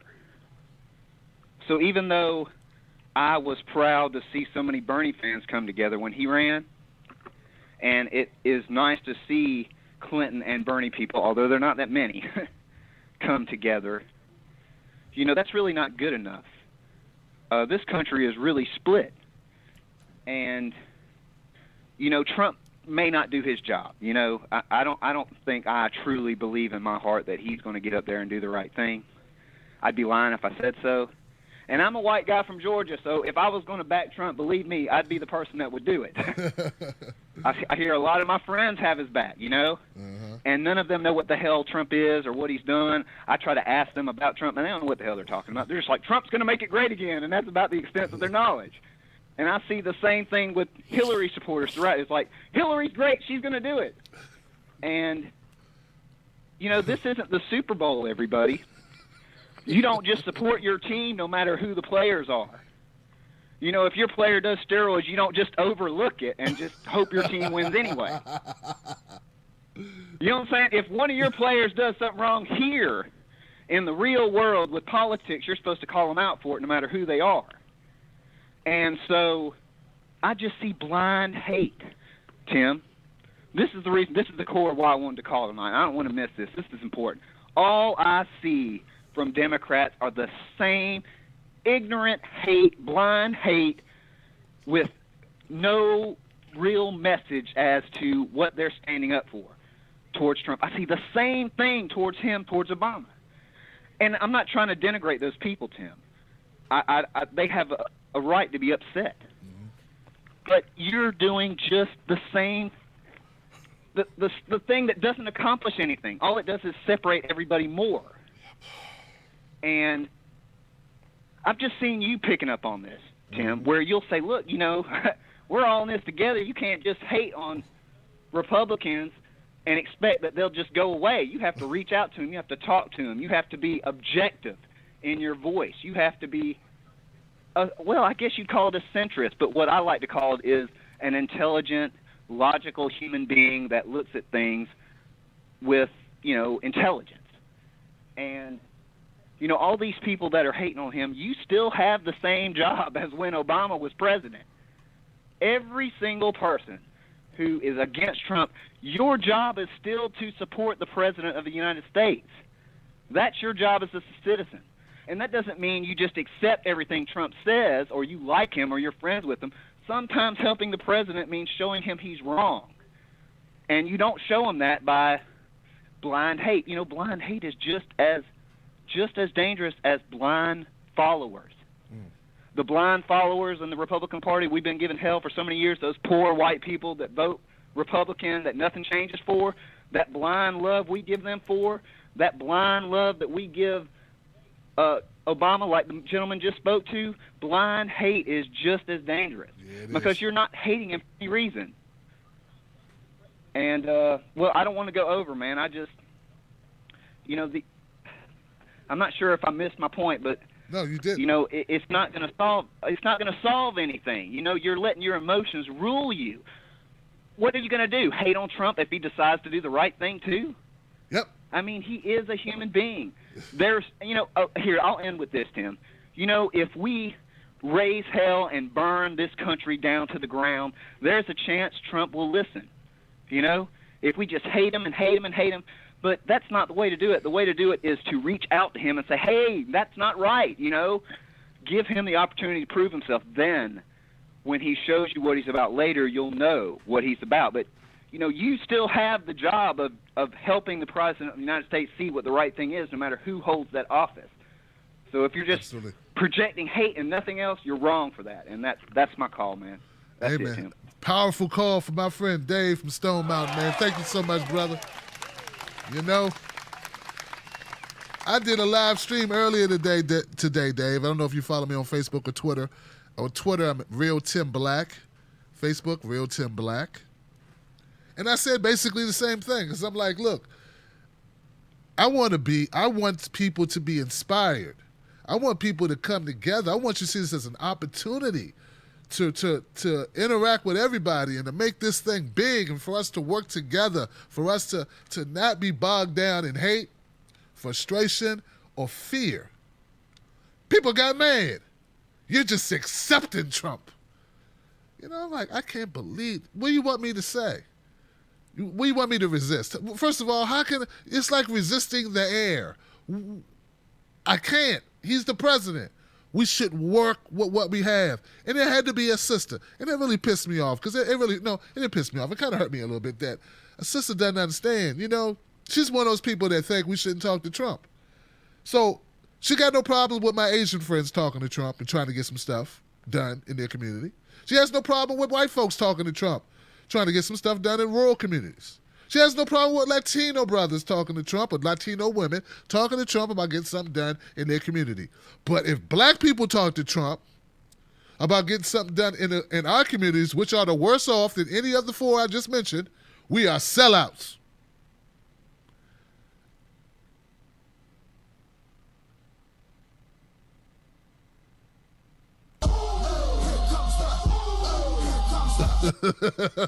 I couldn't find a sound bar clip better. You know, a better clip for that. Let me see what I got. Got anything for that? I didn't know I couldn't do that. Didn't know I couldn't do that.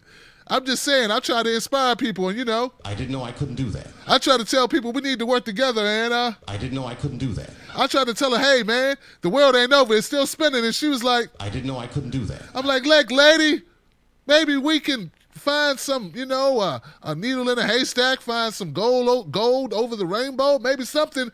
And I didn't know I couldn't do that. I didn't know I couldn't do that, man. But 95% of my answers, or 95% of my comments were great. So let me also add that in. 95% of the people who watched what I was saying, they liked what I was saying, and some of them were very happy.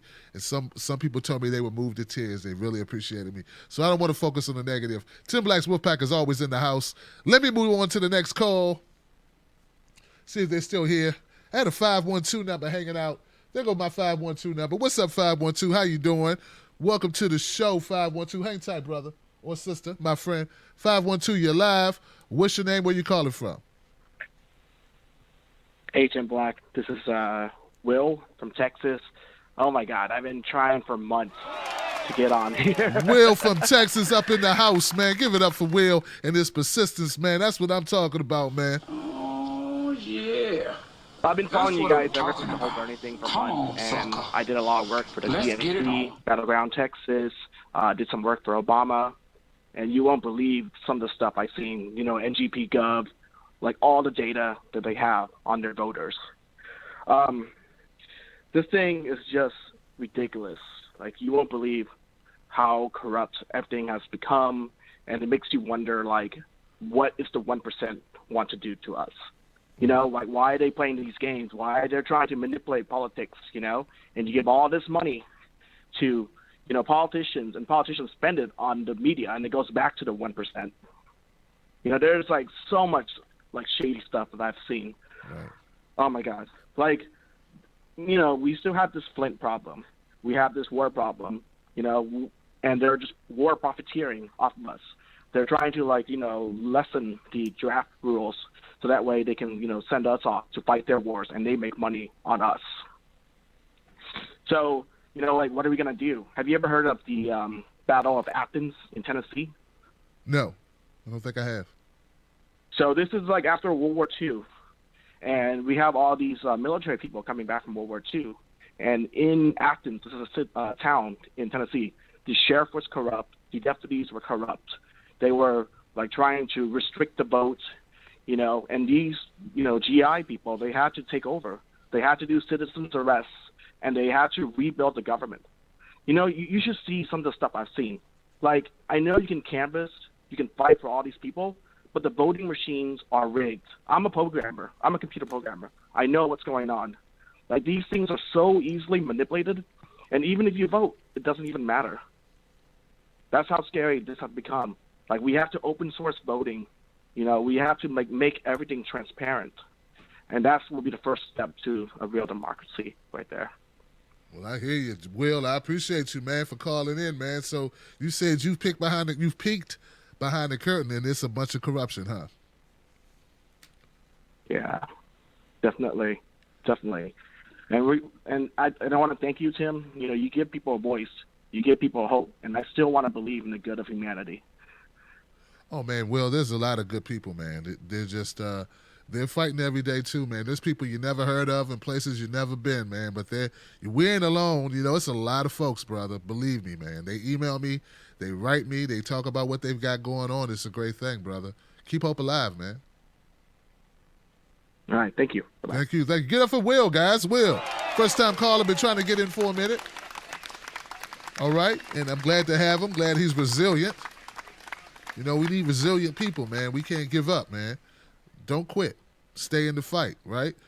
Next call, 205. 205, you are live. What's your name and where you calling from? Hey, how you doing? Who's this? It's Stephanie from Tennessee. Stephanie from Tennessee, man. We got a lot of Tennessee love in here, man. Give it up for Stephanie. Yeah, I was like, what is going on? But, yeah, I just got I voted for a Revolution shirt, and it's just as nice as the hoodie, so I just want to start off with that. A little promotion for you there. There it is. Man, that's my sister. That's my sister. She did it. What up, Steph? Talk to us, man. I know you think of something, man. I know something's going on with you. I'm gonna keep it short this time. Okay. I know I went over my time last time. Okay, so I just have like a few things I've been thinking about today. Watching it's pretty funny. You watch the Twitter feed or the Facebook feed, and it looks like it's like the apocalypse out there. Yeah. But it's not really like that because you can step outside your place, and it's not really happening anywhere but like the main places that people are gathering, the town square kind of thing. Right.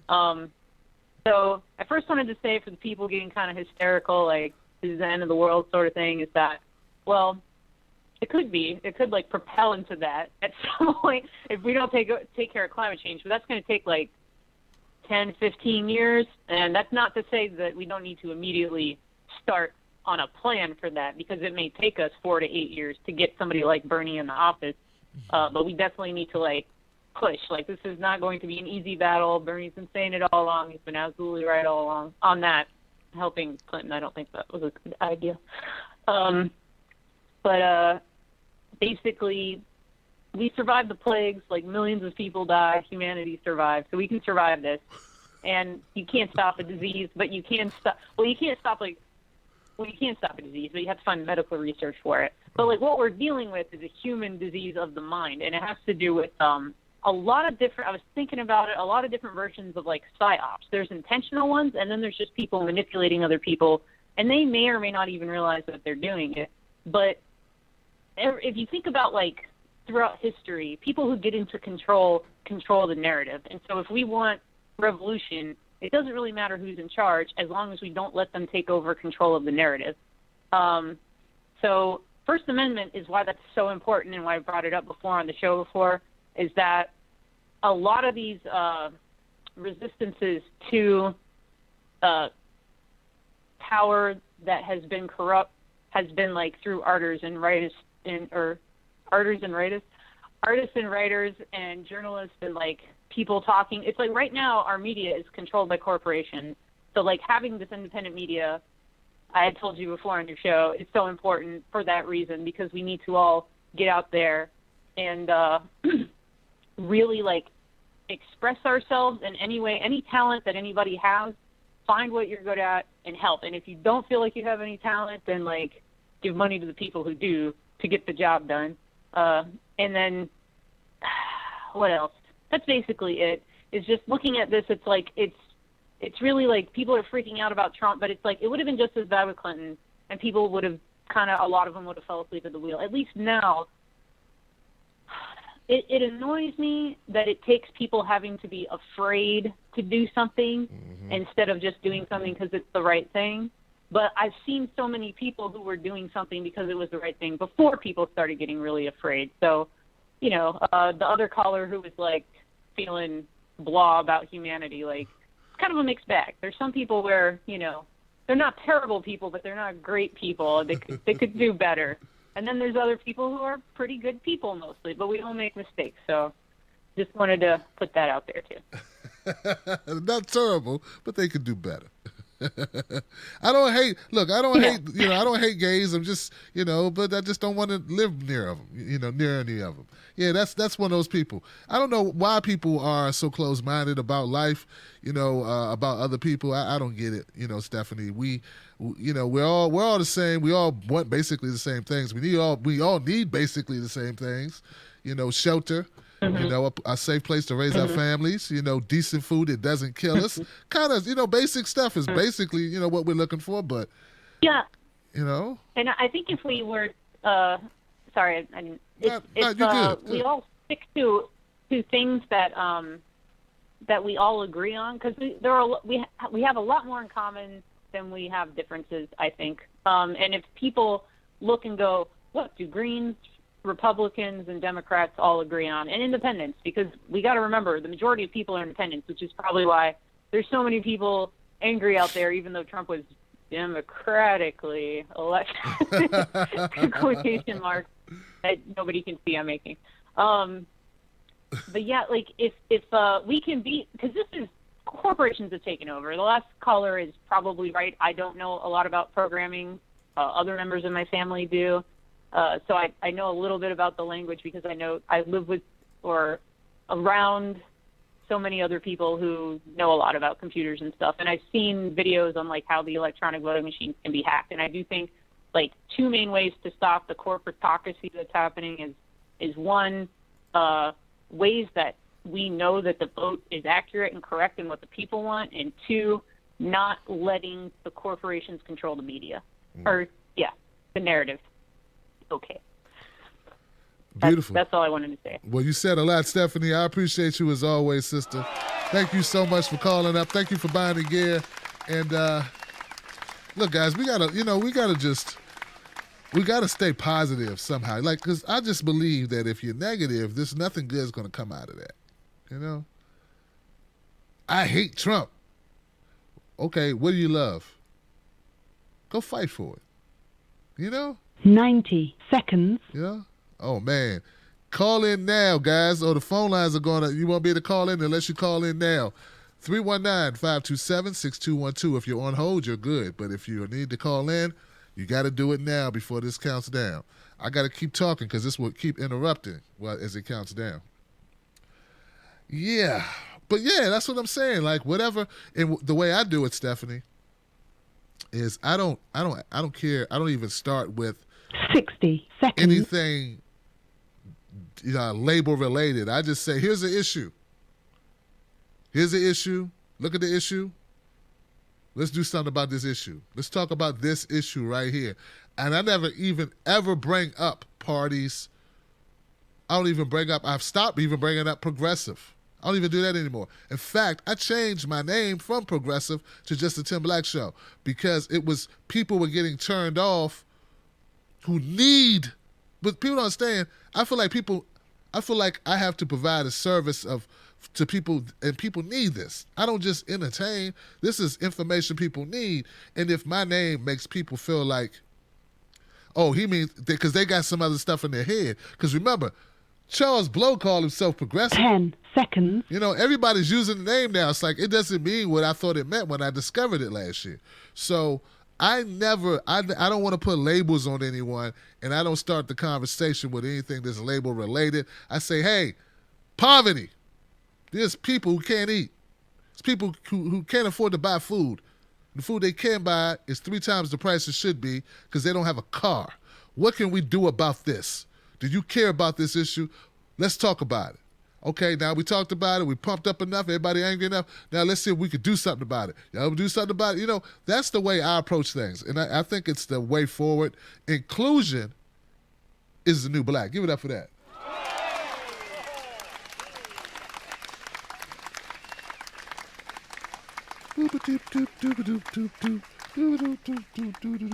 Playing with my money is like playing with my emotions.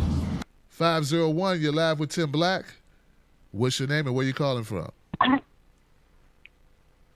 Black. Hey, who's this? Can you hear me? I hear you. Who's this? Oh, this is Ellen. Ellen.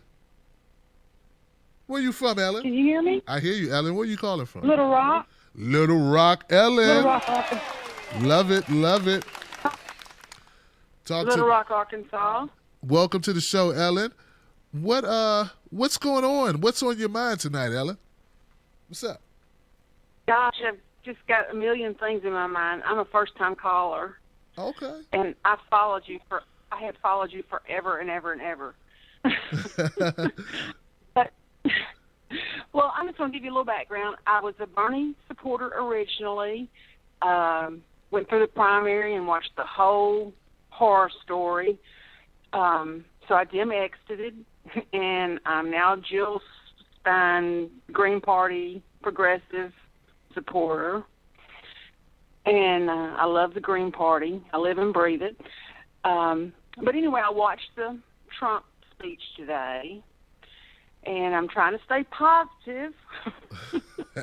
And but on Trump, the way I look at Trump, Trump's got a big ego. I really think he wants to succeed. I really do. I think he wants to go down as like one of the best presidents that ever lived. And so I really think he wants to do what he says he wants to do.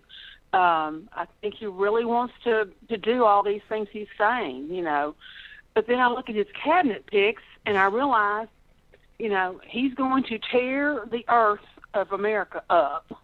He's going to drill, baby, drill, like Palin says, And so I think all of us activists who love our earth need to be aware of that.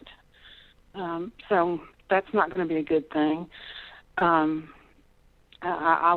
definitely worry about the pipelines with Trump and, how he's wanting to basically do away with, that body that I can't remember it right off the top of my head, but you know what I'm talking about. What is it? It's not OSHA, but it's, help me, Tim. You know what I'm talking about. What's that? What's the department? EPA. He's basically wanting to do away with the EPA. So, he's just going to have pipelines everywhere. We had here in Arkansas about 2 years ago, we had the Mayflower pipeline that blew up about 20 miles from my house, which was a catastrophe. And it's not pretty when that happens. So I do worry about the pipelines under Trump, but I do worry about that. It sounds to me like he's wanting to really start building highways and interstates and helping the highways and stuff. And I'm thinking that's probably how he's going to help with the jobs. Start sinking money into the highways and opening up jobs with that, which is a good thing if that's what's on his agenda. I haven't heard him outright say that, but it seems like he keeps hinting that way. I mean, that would create a lot of jobs if he starts building bridges like he keeps talking about. That would create a lot of jobs, which is a good thing. Maybe that's the route he's trying to take. He hasn't come out and said that, but that's what I heard today when he was talking. Sure. So, maybe that's a good thing, Right. So, he seems like he doesn't want to say outright what he's planning on doing. It's kind of cat and mouse with him, I have a hard time reading him. Mm-hmm. I don't know why. It seems like he's kind of playing cat and mouse with his agenda. But, the people he's, put on his team there, seems like, that lady, she's a joke. Rick Perry's a joke. The EPA guy's a joke. I mean, they're all a joke. I sometimes think he's put these people up knowing they're not going to get approved. I mean, he has to realize these people are not going to get approved. Like that DeVos lady, I mean, she gave $200 million to the Republican Party. It seems like he nominated her. I don't know, maybe not. I'm just thinking because he had to fulfill this obligation because she gave $200 million to the Republican Party. So he's like, okay, I've got to nominate her. I've got to fulfill this obligation to the Republican Party. So I better nominate her. She's probably not going to get okayed, but I've got to fulfill my obligation. And then I'll nominate who I really want. I mean, there's just so many tricks. There's so many tricks being played. I mean, we don't really know, but the thing I do like about him, to me, he's not really an insider, he's not really well liked by Washington. No, he's not. Yeah. Not at all, Ellen. Look, Ellen, Yeah. I appreciate you so much for calling up. First-time caller. Give it up for Ellen. I got to keep it moving for the phone lines cut off. Ellen from Arkansas. But I appreciate you. I agree with you that I don't know exactly what Trump is going either. My one concern is I'm not so sure he knows. Seriously, I don't think Trump knew he was going to win. I don't think he really knew it, right? He was so into the fight and so into the gamesmanship of it, him being someone who hates to lose. He was just so much into just just trying to just win at the game. He never thought about it's not just something you win and then it's over and you won, but you got to do a job now. So I think he's now trying to figure out what he really wants to do in this position. But I do agree with you. I believe that Trump does want to do a good job. I think it matters to him. People think it does. I think someone like Trump, it just based on the fact I feel he has a big ego, I don't think he wants to be remembered because we are talking about remembered now. He's 70. He wants to, come on, man. He's got to be thinking like, hey, I don't want my life to be, and then I became president and I sucked. That's probably not the way you want to end your life, So anyway, thank you, Ellen from Arkansas. Next call. Thank you for your patience. 831, you're live. What's your name and where you calling from? Hey, 831, how you doing? You're live. Oh, hey, Tim, it's Dr. Cat in Iowa. Dr. Cat in Iowa. Give it up for Dr. Cat, y'all. What's on your mind, Dr. Cat? Good to hear from you. Well, what's on my mind is I've been bugging everybody in the live chat for weeks now, and I'm going to go off direct, focus on Trump tonight, and do the best I can to give an overview of the work of a citizen journalist named George Webb, W-E-B-B. He started a series called Where is Eric Braverman? Who Killed Monica Peterson? And he's on day 89 now. So he's been posting videos for 89 days. And sometimes at least 2, but maybe 3 or 4 videos a day. And he started out because Eric Braverman said, follow the money.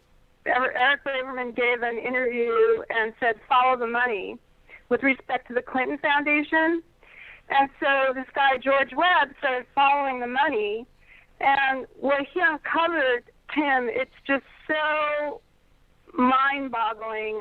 It's just, I mean, we thought we had seen everything with the way the Democrats cheated Bernie and cheated us. We thought, you know, those of us who have started looking at the Pizzagate thing thought it just can't get any worse. But this, what George Webb has shown, and it's really horrible, but then in a way it's not, I don't know how to say it. It like makes me feel better because it ties so many awful things that we see going on in the world, all the wars, all the bombing that we see, you know, all the overthrows of the government. He ties it all together. So you can see basically what he says is that in 2009, Hillary Clinton got together with George, what's his name, David Petraeus, and Petraeus had this plan that he had devised many years before of a way to bring down governments, to topple governments. And so they got together, and Sid Blumenthal is Hillary's right-hand man, and they did planning for like a year, and then they started going into countries, and what they do is they cause a lot of unrest and civil disobedience, and so eventually the police crack down on the people, and it just destabilizes the whole country and weakens the whole system there in that country. And then they have sorry, I forgot, the CIA is in on this. So it's the CIA and Hillary and the Clinton Foundation. And then they topple the government, and the CIA has their economic spies that go in and scope out where all the oil is. And so once they topple the government, you know, everybody's really vulnerable and things are wide open. They corrupt a few people, you know, local people in the government.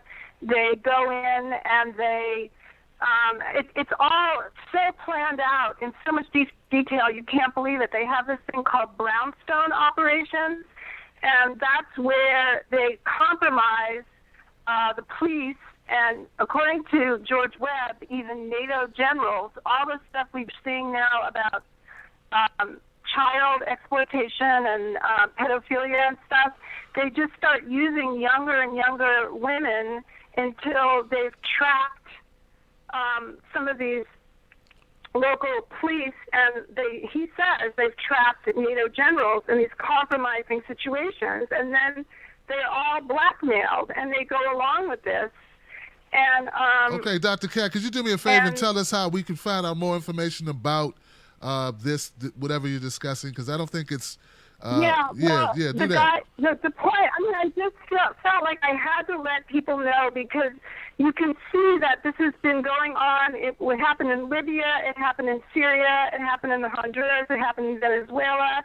And a lot of the missing money, you know, we hear about trillions that are missing from the U.S. budget and from the Pentagon. That's where some of the money has gone. So the point is that, you know, whatever you say about Trump, you know, I think we dodged a nuke, you know, that and they may continue, you know, just because she's not in the president doesn't mean they can't continue. So the guy's name is George Webb, W-E-B-B, and you can just search for him on YouTube, and on Twitter it's at George, just without an E, so it's Georg W-E-B-B. And, you know, I don't know I see somebody talking about Epstein. Epstein is part of it. And McCabe, you know, of this FBI is part of it. Comey has been slow. So anyway, I just wanted people, I think we need to know about this. I can't say he's 100% right, but he's definitely, he talks about Haiti. You just can't believe what's going on there. So I think we need to know about this in order to move forward. All right. He's an incredibly brilliant investigator. Okay, right. Thanks. Thank you, Dr. Cat. I appreciate it. All right. George Webb, look him up on YouTube, guys. Look him up. 707. You're live with Tim Black. What's your name? Where you calling from? Hey, Tim, how are you? This is Patrick Canberra from Sonoma. Pat, I know you, Pat. What's up, bruh? Good to have you here, man. What's up? I'm taking a break from politics for a couple weeks there. Just getting back in. Thought I'd call and say hello. Yeah. That everybody relax. We don't know what Trump's going to do. We have no idea what he's going to do. Hopefully he's one of those people who wants everybody to love him, and he just wants our love. Well, he could buy it from me. So let's just hope for that. Calm down, breathe. Wow. And I just wanted to give some shout-outs to Julie Love, Broken Carpenter, Angel Tibbs, Hugh DeMaio, Froze Toes, Dr. Cat, Jenny Lynn, and DL Freight Watcher. DL, Thanks look. for putting up with my call. Hey, man, let me give a clap for all those people. Man. Yeah, I know all those people you just listed, and you're right. They need some love. Thank you, brother. So I've been watching a while. Always good comments from them. Yeah. Anyway, I just wanted to say hi and try to lighten up the load. These people got to mellow out, man. These protests is a waste of time. Yeah, man. Get ready to protest. Yeah. Don't forget the midterm. Right. They're coming up. Run for office. Get something local. Be the dog catcher. Hey, dog catcher. Be the dog catcher. I love it, man. Look, Pat, thank you. I feel you, man. Thank you for the call, Pat. Give it up for Pat. One more time. Welcome back to the thick of things, brother. We still here, man. We still here. Stay strong, stand tall. Next call. 314, you're live with Tim Black. Who's this and where you calling from? Hey, Tim, can you hear me? I hear you, man. What's going on, man? What's up? Hey, Tim, it's Diamondback, man. How y'all doing? Man, it's good to hear you, man. I'm glad you all right, brother. What's up?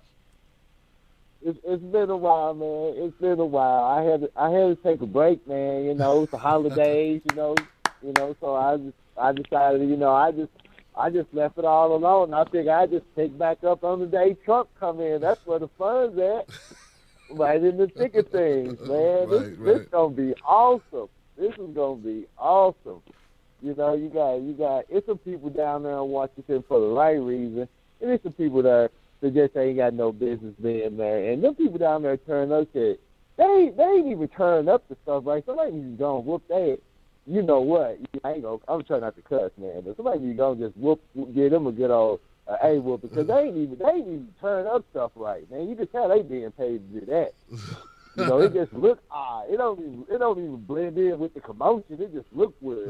When I see it, it just didn't even look right. But I was on the phone line when the stuff went down last week, man. I know it might sound crazy, but I'm telling you, man, they did that to your computer. They did that to your computer, man. That's just a taste of that what that neutrality gonna be like when they get rid of it. You're a dangerous man, Tim. This platform, they know, man. I'm telling you, they know. That's not gonna be happening to other people's shows. Wow. But it happened to yours. We're a threat. It's some serious stuff, man. I'm not trying to sound crazy or nothing, but man, they be listening to your show. You might not know it, but they know you tell the truth on that. They know it's a lot of people that's informed that listen to your show and call in the show. They got all the old previous episodes, man. They know how we think. We're a threat. Real talk. But it's fun. It's funny, the country divided, and I'm looking like, it's more of them than it is us, but we smarter than them. And so while they occupy doing stupid stuff, we can just go. This is a perfect time for us to go in there and take all the power. Right under their nose. Take it all. Because you got these dumb liberals, and you got these dumb conservatives. They're up there fighting over each other's stuff with Trump and all this stuff. And I'm looking back and I'm like, well, you look throughout, talk about making money. They just gonna steal money. That's it. That's all they're gonna do is steal money. So I look at it like we got a divided country. You know, it's the progressives on the left, the liberals. They just as dumb as some of these conservatives, but it's a group of conservatives that ain't down for what's going on either. And I just look at it like it's the perfect time to go in there and steal power. They'll never even know what happened until it's already over. They too occupied with this dumb stuff. You know, Trump supporters don't know what Trump gonna do because he ain't gonna do nothing but steal money. And people in the Hillary supporters, they gonna vote for whoever. They gonna vote for whoever the Democrats put in front of their face anyway. Yep. You know, and people getting the harping all down on Steve Harvey. Man, Steve Harvey ain't doing nothing but what he been doing for like the last decade, stealing money from middle-aged black women and little white women too. When he went to go see Trump, he ain't going there and talk about my best interest. He went there and talked about his best interest. You know, Steve Harvey ain't worried about paying that light bill next month. You know, some of us might be. So he good. He worth $100 million. So I don't even. It don't even bother me. But if you want to talk about the real reason why Trump in there, you got to look at the president that just went home this morning, and the people that blindly stood behind this man and didn't say nothing. African American community in a worse situation than they was when he came in office. He do nothing for them. He do nothing for them, and he ain't making an attempt. Boy, you better be careful telling that truth. Nobody want to hear that truth, man. They want you to say he was the greatest. No, he wasn't the greatest. He wasn't the greatest at all. This man did some stuff that only Clinton and Bush could even dream about. Yep. You know, they'll wet their pants if they could have did the stuff this dude did. And black people blindly followed him. Yep. He did more harm to the African American community than good. Yep. And then and Bakari Sellers. When you look up poster child for a disgrace of the African American community, his face don't pop up. He one of them. Dude is a disgrace. Anybody that listens to anything this man got to say is a damn fool. Be on CNN talking that crazy. I heard him say some stuff in the press like, "Well, wait till my mama and them get to vote. Get to go vote for Hillary in the South." Because you tell your own mama some bull crap. Yep. Corey Taylor is an opportunist, and there's a lot of people out there, a lot of black people out here that ain't got the black community in their best interest. Nope. So think about that. And there's some white people out here that ain't got the white community in their best interest too. That's true. I live in rural America. You know, this a mess. I live in the mess capital of this country. It's some poor white people out here, and there's some white politicians out here that ain't got their best interest neither. Right. They want to keep them poor too. That's how they stay in power. Absolutely. And I know it's some conservatives out there that hearing what I'm saying, and they know I'm telling the truth. Yeah. You know, just like the inner cities had that crack epidemic, crack things all over the place. And when you go in the rural area, it's meth heads all over the place. All over the place. No difference. No difference. People, it's the perfect time. We want to get some power, we can go steal it right now. The country occupied with some BS. The perfect time we go in there and steal power like a thief in the night, and when they wake up in the morning, they'll never know what happened. So that's the only way. You know, I'm down for the cause regardless. You know, if we got to do it through the political way, or do we got to do it like the revolutionary way, it doesn't matter to me. I'm doing this for my kids' future. I'm over my prime, so I figure it's whatever. Wow. Oh, one more thing before I go. These fake safe spaces, I will invade your safe space, and I might pick on it too. There's a lot of people out here talking about, "Oh, this is safe space." No, this ain't no safe space. Call these people out. I don't care if they say they liberal or anything. Call them out. Make them feel bad because they need this. They need this. Wow. Who, in your opinion, who needs it next, man? Who needs it next? Dale Hughley got it. Snoop Dogg got it for just being such an ignorant dumbass. Him and T.I. Who else needs it, man? Oh, it's a whole lot of people need it. A whole lot of people need it. Roland Moore, he need to just retire. We need to just retire this dude. You know, it's a lot of them out there. Snoop Dogg ain't living in the hood no more. Right. He ain't living in the hood no more. He can't even go back to the hood. Wow. He can't even go back to the hood. He ain't living in the hood no more. You know, that's the problem. You know, they put these celebrities and these athletes up here and think they gonna speak for what's really going on in these streets, and they not. They ain't going back to that. They out of there. They can care less. You know, they up there now. You know, they eat. You know, while we out here starving and hungry, they eat. You know, they feeding the people they gonna feed. They ain't worried about us. Nah. Well, look, you know, man. And that's why I say. Yeah. Look, man, I gotta leave it there, man, for the phone lines cut out, man. But hey, Don Bay, it's always a pleasure, my brother. Thank you for calling up and lending your voice to the discussion, man. And what's your sign off again? You always had a patented sign off. We are the resistance, and I ain't talking about the one that the mainstream media is talking about. You said to switch it. We had to modify it, man. Throw that disclaimer out there, man. We ain't talking about Charles Blow and Rachel Maddow, man. We ain't talking about that. Now you see why I say they know that they listening to your show, because they weren't saying resistance until I start saying it. They watching you, man. I got your back. Stay cool. Hey, man, thank you, brother. Yeah, he's been saying that for over a year now. Harmonica Man, call in, Harmonica Man. Harmonica Man, where you at, bruh? I done lost the Harmonica Man. Man, Harmonica Man gone, man. 415, you're live with Tim Black on Freedom Friday. What's your name and where you calling from? Hi, I'm Ricky Velasco in Ukiah, California, a.k.a. the middle of nowhere, California. Your people in YouTube may see me as Chuck E. Cheese. I've changed my name for... Anyway, but let's see. What's up, Ricky? I had a couple of issues, but I was going to just decide to dive into. So when I was 18, I bought my first political book. I was always interested in older women. So I was watching, I think it was the 2006 Women's California Conference or something similar to that on C-SPAN, and my mother was there. I was 16.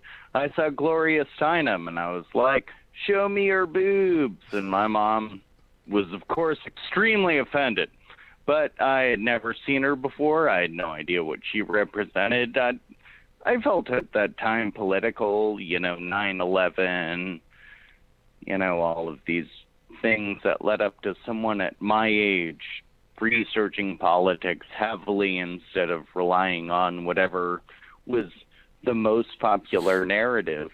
In your first part, you talked about race a lot, and I think that's interesting because I think the racial discrimination, especially when it comes to policing and perspective, comes a lot with what we see all the time. I remember reading Gloria Steinem's first book, and I got a signed copy when I bought it from the bookstore when I was about 18 as a mega fan of Gloria Steinem somehow. And then I ended up finding again in a used bookstore a first edition copy and then getting it signed by Gloria, I think in 2005 in San Francisco. And her primary thesis in her first book, and when I moved to San Francisco, I lived there for about 6 years. I read a lot of her articles in Miss Magazine at the time when the women's revolution was starting, and it seemed that the core concept was to announce what was really going on in your life. And I think that seemed to affect people more than anything else. And I think I really had a woke moment, and that was Ferguson.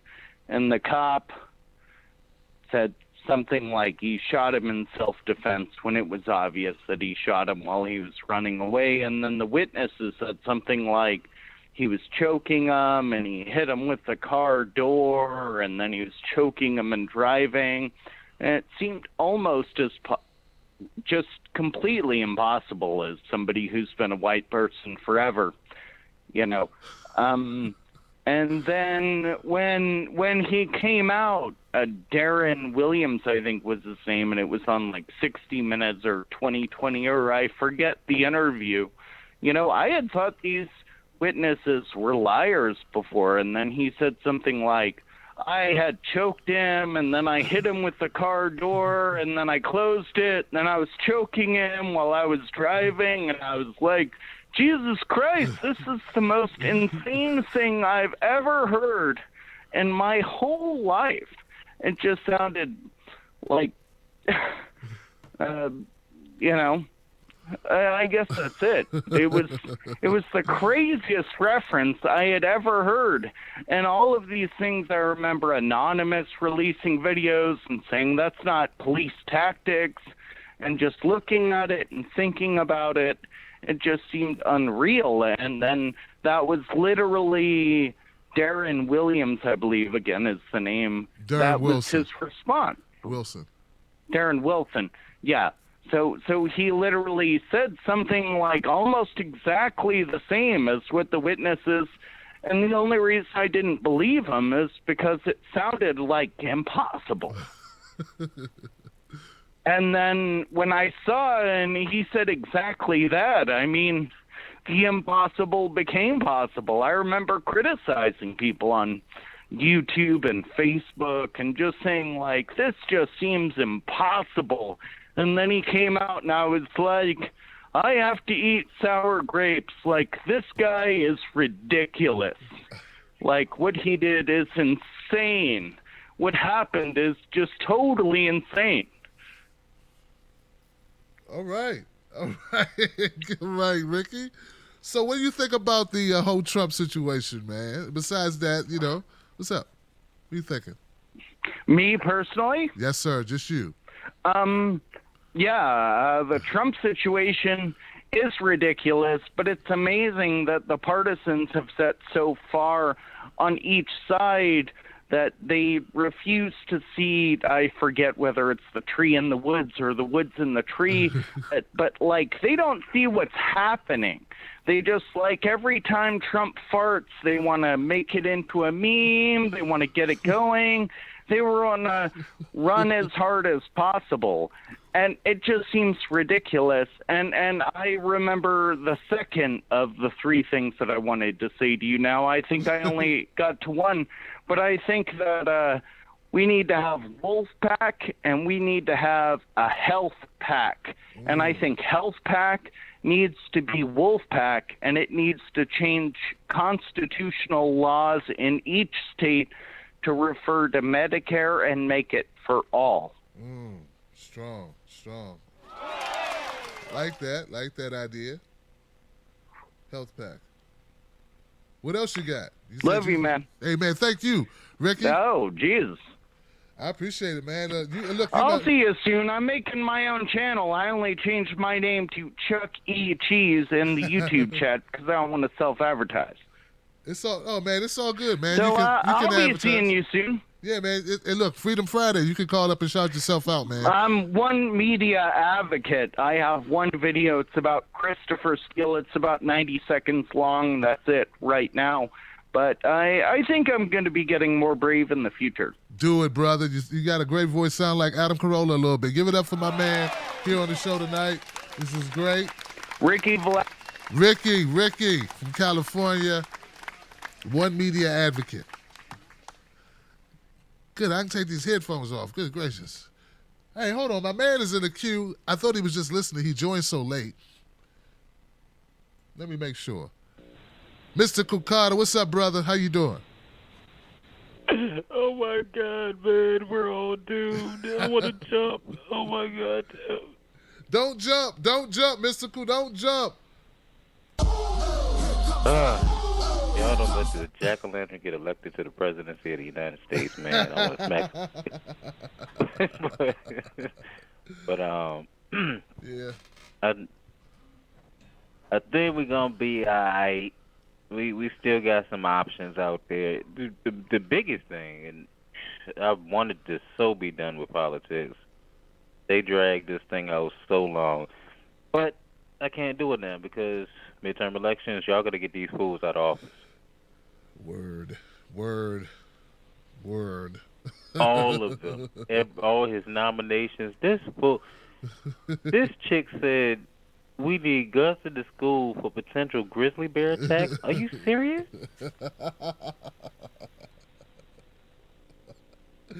How many grizzly bears just walking through your hood about to run up in your math class? Like, come on, man. Yeah. I can't. It's gonna be all right, people, man. Y'all stop acting up out there, man. Y'all go home. It's gonna be okay. Breathe. Have an adult beverage. Right. With your parents or whoever. People crazy, man. People crazy. It's gonna be all right, y'all, man. Y'all relax. Cause we still got checks and balances. For real. If he sneezes too hard, they're gonna impeach him anyway. Yeah, that's true. They are gunning for him. You got to know that. You have to. I mean, they already gunning for him. I mean, so it ain't gonna be that bad. Hopefully. As long as he don't, because my prediction was Donald Trump gonna talk so much smack, he gonna throw us into even more wars. Except this one might be an official war. But I mean, because I heard it was like 600 protests in like 57 countries. Like, I've never seen that before. Wow, that is crazy. That many protests. Everybody was like, "Get this fool out of there." That's a lot of protesting. Yeah, that's a lot. They said it hit every continent. I mean, with the exception of Antarctica, but they literally on every continent, people was like, "What is the United States doing?"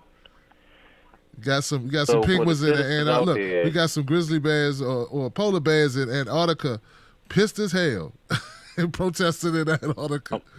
Wow, Man, they throwing their fish back in the river, man. They ain't having it, man. That's right. Sold out penguins. He got one penguin that's down with him. They call him a sellout. I'm trying to tell you, man. It's tough, man. It's tough. A seal. Got a seal out there, man, who was riding the fence. They call him a sellout too, man. So it's crazy, bro. They're going crazy with the sellout and coon stuff, man. Yeah, man. Everything's a sellout. Somebody got to be mature enough to at least try. Dude, hey, look. If he mess up, then you roast him. Yeah, I mean, look, I got 4 years of roasting time. Where am I going? You got to roast him now. Okay, can he get in first? Did he screw up something? No. You want me to take wait 5 minutes. Right, they want me to take the word of CNN. They wait 5 hours. They was already going off. And some of it was funny, but I mean, I was like, all right, y'all. Yeah, I heard Melania Trump, like they say, Obama he ignored her. He gave her some shade or something, like he wouldn't shake her hand or something. I don't know, man. She tried, and she brought a little present up there, like, hey, hi guys, now here. I mean, get out. Just smile and nod and whatever. I don't know, man. I've just been hearing stuff, man. I haven't watched all the coverage. I'll be honest, man. I didn't even look at the whole speech, just pieces of it. I didn't watch the whole thing. Right, like I said, it's like the internet blew up and blew off. Like people was just out the gate, and then it was people. It's gonna be people marching like all weekend and stuff, and yeah. No doubt. The anxiety level, I can feel it in the air. It's like, y'all chill, man. I heard Barbara Bush and George W., the former senior, both had heart attacks. Is that true? Both had heart attacks because of Trump being sworn in? Is that true? I think so. I know senior did. Yeah. Like, oh my God. Then he was like, oh no, they Can't believe this. He's worse than I was. No, I'm just kidding. Hey, look, man. I don't know, man. He took that from Jab. He probably pissed off, angry, yelling at the screen because of Jab. Because Jab's like, Jab should have had that. I forgot all about Jeb. Jeb didn't have no personality though. He has the personality of flat paint. Flat paint. Flat paint. Seriously, put to sleep. Right. He's the human equivalent of chamber music, elevator music. Serious, man. His favorite color is beige.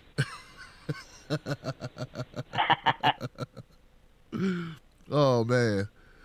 Look, Mystical, man. Thank you for calling, man. I'm gonna shut it down. I'm tired, man. This is almost 3-hour show, man. I did it extra long because I thought that people wanted to really get some stuff off their minds, man. But most of the callers were pretty much well put together, you know. Nobody on suicide watch, you know.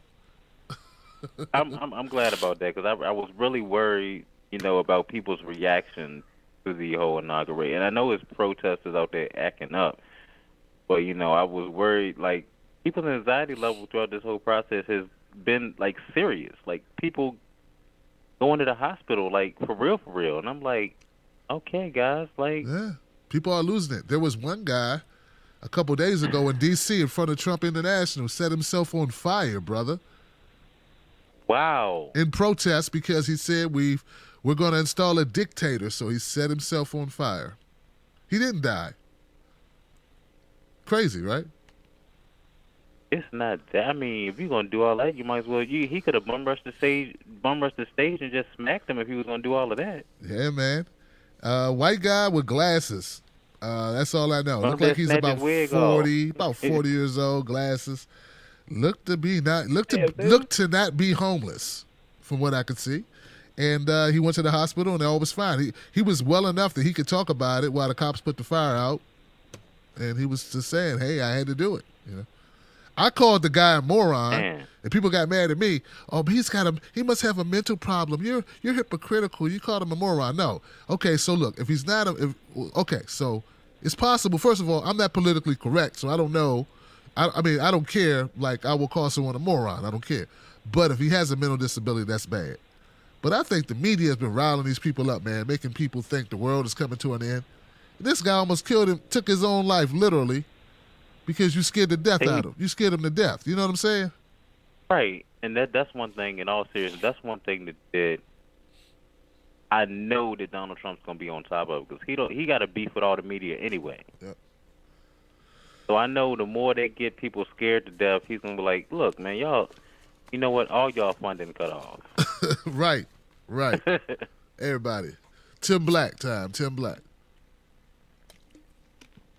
Hey, look, Mystical, thank you, man. Everybody's getting fired. They scared to death. Now they're trying to kiss his butt at the last minute. Like, nope, we seen y'all already. Y'all messed the whole process up. Don't do it. Too late. Even try. Yep, way too late. Don't do it. Rolling, you better not. Rolling. Don Lemon, don't do it. Don Lemonhead. Don Lemonhead. Have a seat. Oh, Have a man. Seat, Don. Roast him. I need to roast him. But not like Snoop. Snoop is illiterate, man. Look, man, give it up for Mystical Carter, y'all. Mystical Carter, that's my brother, man. I appreciate him, man, calling in and keeping it real. That's the last call of the night, Mystical, man. I'm done, brother. Ooh, I need to get I'm going to buy some headphones. Oh, guys. Special shout out to my friend Ebon, El Capitan, on Twitter. Can you believe this guy sent me a PC? This guy sent me a desktop PC, y'all. I ain't playing. It's here. I got it today. It actually came yesterday, but yesterday I was out with my friends Michael Salomon, Benjamin Dixon, Anoa Changa, Michael Tracy at the Indie Media Meetup. So if you want to find out because what they're doing, what we were doing, today I kind of took the day off, had some stuff to do with the family, did some videos, but didn't go down to the protest today, not me. But they were there. So if you want to follow that stuff, go to CU in DC, CUindc.com, and you'll find all types of coverage that we're giving out. So anyway, that's when the PC came. PC came yesterday. This brother built me a PC. So his name is Ebon. Over the weekend, I will install it. I need to buy a network card because I plug in my network's not Wi-Fi. I need a better connection, so I use a plug-in to a router. Anyway, I need to make one change to the PC, but other than that, it's ready to go, guys. Can you believe that, man? Someone who watches this show said, Tim Black, man, you really need a PC. You really need a PC. You know what? I'm going to make you a PC. And he made me one. So, look, man, I just want to give it up for him one more time, man. I appreciate you so much. What I'm going to do, guys, is I'm going to do a little video. My son's going to, we're going to put together a video to film it because I'm so excited about it. And I want to share it with the world what happened because it's a really great thing, man. He really looked out for me. So that will become my main PC, and I'll be able to use a better PC for my phone calls. So my phone calls, let's I have less problems with these issues I've had this far. You know what I'm saying? Get it? All right, guys. Well, here's the deal, guys. I'm not saying I know anything about what's going to happen in the next 4 years. Can't tell you. Don't know. Can't see the future? None of that. But I know this. You gonna eat your cornbread. There's gonna be a lot of cornbread eating going on. Oh yeah. The media gonna want your cornbread because they're gonna want you to be afraid. Corporate media. That's right. They want you to be afraid because that way you'll keep watching them. They gotta do something. They gotta keep your attention. You can't have a kumbaya moment. No, hell no. Like, what? Happy times? Happy times don't make people watch TV. It's gotta be negative. When are people gonna get it? So they're going to try to take your cornbread now. And look, what we have to do is we have to be smart enough to know. Nobody take no cornbread from me. That cornbread is precious. When I say cornbread, I mean whatever's important to you. In this particular case, it's probably your sanity. You need to keep your sanity. Sanity is good to have. Or you might set yourself on fire in protesting of someone who may never affect you at all in life. And don't bring up the monks who set themselves on fire in South Vietnamese. They did it in South Vietnam because they were protesting us. That's why they did it, because we were meddling with their government and had installed a fake president. That's what they were protesting. I looked it up. It's crazy. But anyway, back to the point. Keep your cornbread. Keep your cornbread, damn it, because if you don't, maybe I ought to eat your cornbread. They just going to turn up the dial on the hate. Turn up the dial on the division. Turn up the dial on the racism. Turn up the dial. Look, I don't want no more black people getting shot by cops for them to turn up the dial on the cop shooting. Turn up the dial on the sexism.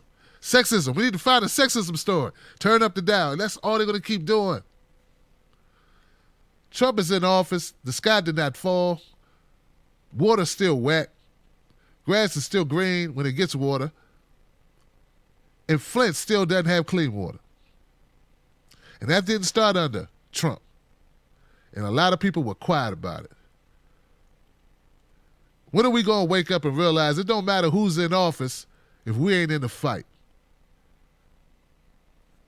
I'm Tim Black. We got to make sure we got to make sure there's consequences and repercussions for their actions. And if we don't do that, we deserve more than Trump or worse than Trump. We deserve Hillary Clinton. Thank you guys very much for dialing into the show tonight. I appreciate you. I will be back tomorrow with some videos and some more stuff. I got to shoot a reality news segment before my son goes back to school. And I'm going to miss him. I love him. It's great to have him home. Make whatever sacrifice necessary so he can have a better life. And I love you guys for hanging in there with me. And that's pretty much it. Thank you for being here. Keep hope alive. Nobody be depressed. No fighting with your in-laws. No fighting with your kids. No fighting with your spouse over this stuff that's going on in Pennsylvania Avenue, Washington, D.C. It just ain't worth it. Because believe this, they ain't fighting over you. All right, so stay sane. And remember, stand tall Stay strong, stand tall. Don't let nobody take your cornbread. Go get yourself some Tim Black coffee if you like coffee. I know it sucks they have subscriptions, but it's good coffee, and they're a small business, so they have to do something. Got to stay in the business. It's tough. What else? Oh, follow me on Twitter and on Facebook. And once again, go to cundc.com and follow my friends Michael Salomon, Anoa Changa, Benjamin Dixon, and Michael Tracy. They're everywhere. Peace.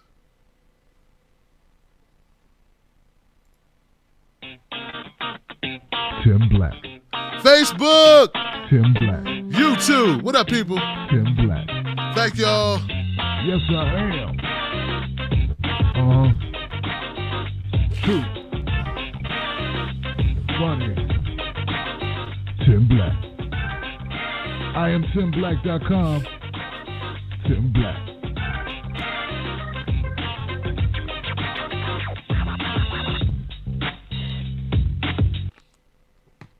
Peace. Look, man, I ain't falling for no banana in my tailpipe. So say good night to the bad guy. I love that. Come on. The last time you're gonna see a bad guy like this again. Tim Black. Tim Black. Yes, I am. True. Funny. Tim Black. I am TimBlack.com. Tim Black. I didn't know I couldn't do that. We have crooked Hillary, fuck. She's been crooked from the beginning, and to think that she has a shot at being our president, crooked. God, he was savage, wasn't he? Goodness gracious, just savage.